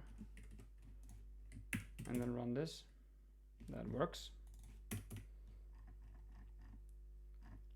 Because there's nothing much. Oh, but it takes. Oops, I removed the only. Okay, but there are these sleeps in there. Yeah, that's why those tests take longer, because they have these. And I think the tests that have the sleep, they're not that optimizable anyways, because if a test has like a sleep 10 in like twice, it's gonna take at least 20 milliseconds. And maybe the tests are sharing the document when executed together. Yeah, let's see if it gets better, like if all of them like work if we do them one by one. Should also put use queries into idle state. No, see, I'm running this only. I don't know why another one is still running. I think this is per describe block maybe, but it's in the same describe block. So which is the passing test? I don't know. Restore cache from persister. But why is this running? Oh, because it runs before and then it finds the only and then it runs this one. Something like that. Yeah. It runs all of them until it finds the only and then it skips the rest. I don't think that's the behavior of .only that you'd want. I don't think so. But okay. Oh, but now it works. See, you're right. If I run it alone, it works. And if I run it with the second test together, it fails. So what do we do if tests are sharing a document? Like, why are tests sharing a document with each other? Huh.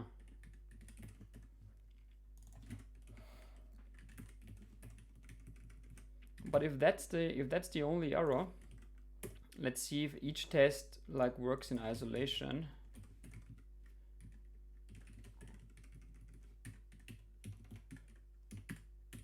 But is there an issue of how, like, on GitHub, how test.only works? Because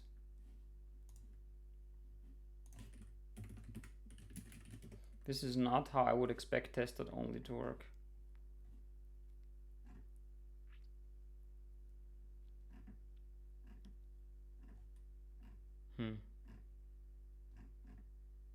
there's so many open issues. Okay. Okay. Can I search for test dot only?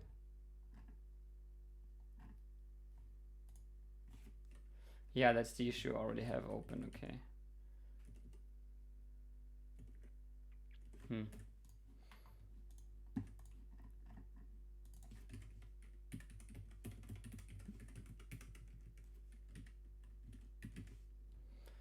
Try using the get by X return parallel instead of the ones from screen. I can see that's sufficient, but just in case. Yeah. You're right. Okay, so let me just. Then let's go back to the first two. Because if I do dot only here, it actually works. And if I remove the skip, 8 errors. Okay, so let's, instead of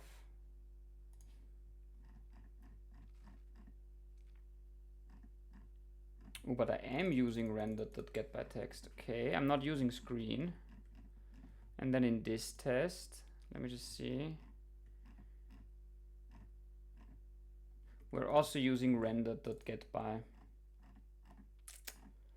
There is no screen dot, not in this test. There are other tests that use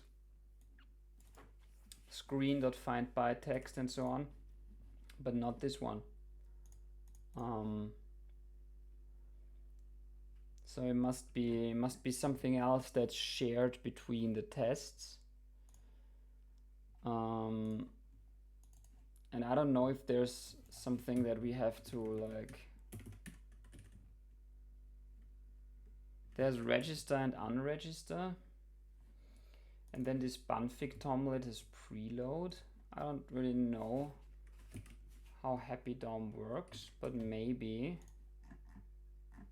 just maybe, let's do this in a before each or something.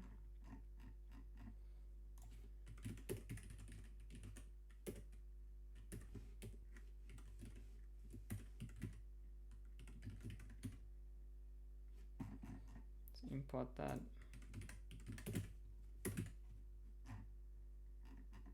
And then, but I'm just fishing here.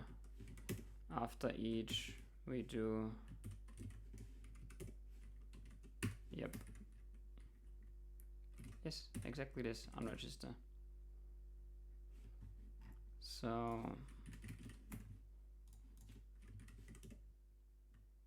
aha, there you go. Now we have 2 passes.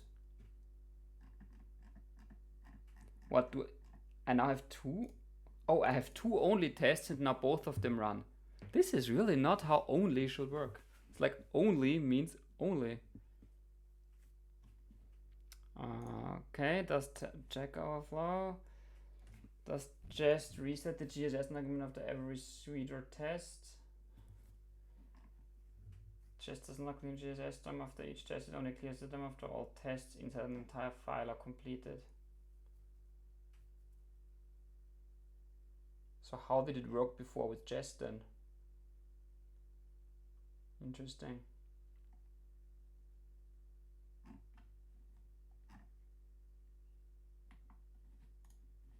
But I mean, this works. Like, why does this? Are there any other methods on this? Dot? No. I mean, I can put this globally somewhere instead of the Banfig.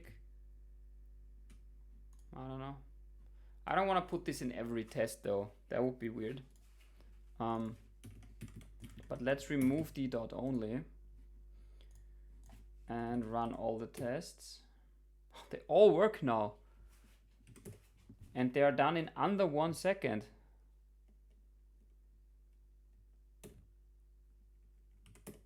Woohoo! I did not expect this to happen. What was the time before? Wasn't it 2 seconds or something? Let me just. I just shelved some changes. I didn't want that. Okay.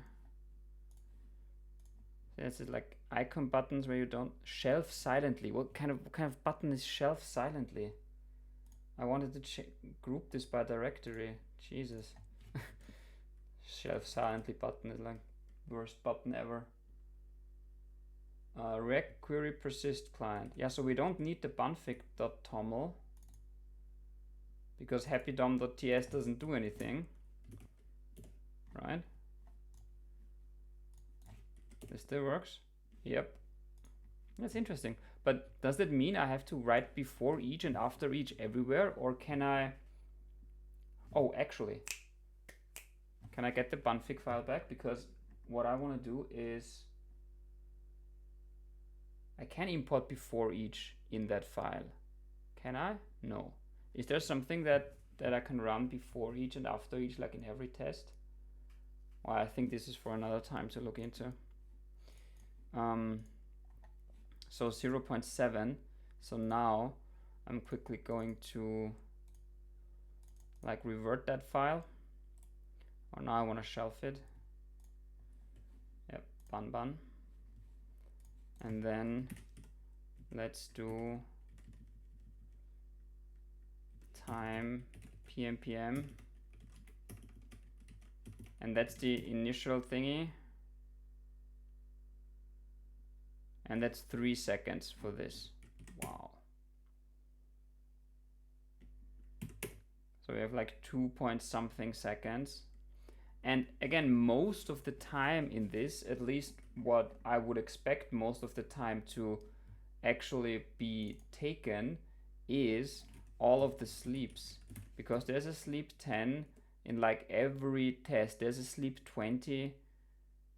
There are lots of mock implementations. So every function has it. So even if I count like all the sleeps, I'm already probably at 1 second or like half a second. So here we have like over 2 seconds, almost all the time, 2.5, 2 seconds. And then, yeah, maybe it's better to add global register only to tests that need it. Yes, but in that file, all tests needed. So let's unshelf this again, because I think every file that interacts with the DOM actually needs it. And all of those tests do, because all of those tests call render. And render is basically React testing library. So all of them actually need that. And now 2.2 up to 2.5 and bun run 0.6. Holy shit. It's 4 times is 5 times. 4 times the... It's about 4 times faster. Holy shit. This is, I'm like... I've never been this excited about new tech like I am about this, because it feels so unreal that you're basically taking the same code you had before, you're changing a bunch of imports, you are doing minimal changes to your code. I mean, let's put aside the before and after, but you're basically using mock instead of v.fn, and the spies are implemented a bit differently. But apart from that, you just do the same thing. There's like, look at these changes. There's like almost no changes in this file of 600 lines of testing code, and it just works. I mean, this is a bit weird, I have to say. I mean, once per test file is not that bad, because like, how often do we, like, I think we only have like, we don't have that many test files everywhere, because most of the tests are in one file anyways. But look at this. Oh, it's beautiful. Anyways, I think that's that's all and even more that I wanted to look at today. And it's already pretty late here in Vienna, so running out of time. So yeah, thank you everyone for joining. I hope you had some fun with Bun. I definitely had some fun doing all of this. I'm not yet sure if I'll make a PR out of this. Probably I will, because I see no reason to not have the couple of packages that are now faster. You know, just have them be faster and call it a day. There's still this one ESLint issue, but I know how to like work around this by like giving an exception to the rule. But if anyone figures this one out, I'd be really interested to hear about this, because I did look into this on Wednesday and I didn't find it out how I could fix this, or why ESLint doesn't pick it up. Maybe I can ask Josh about it or something. Okay. Anyways, thanks everyone. Have a good weekend. Enjoy the rest of your Friday, and I'll see you soon. Bye.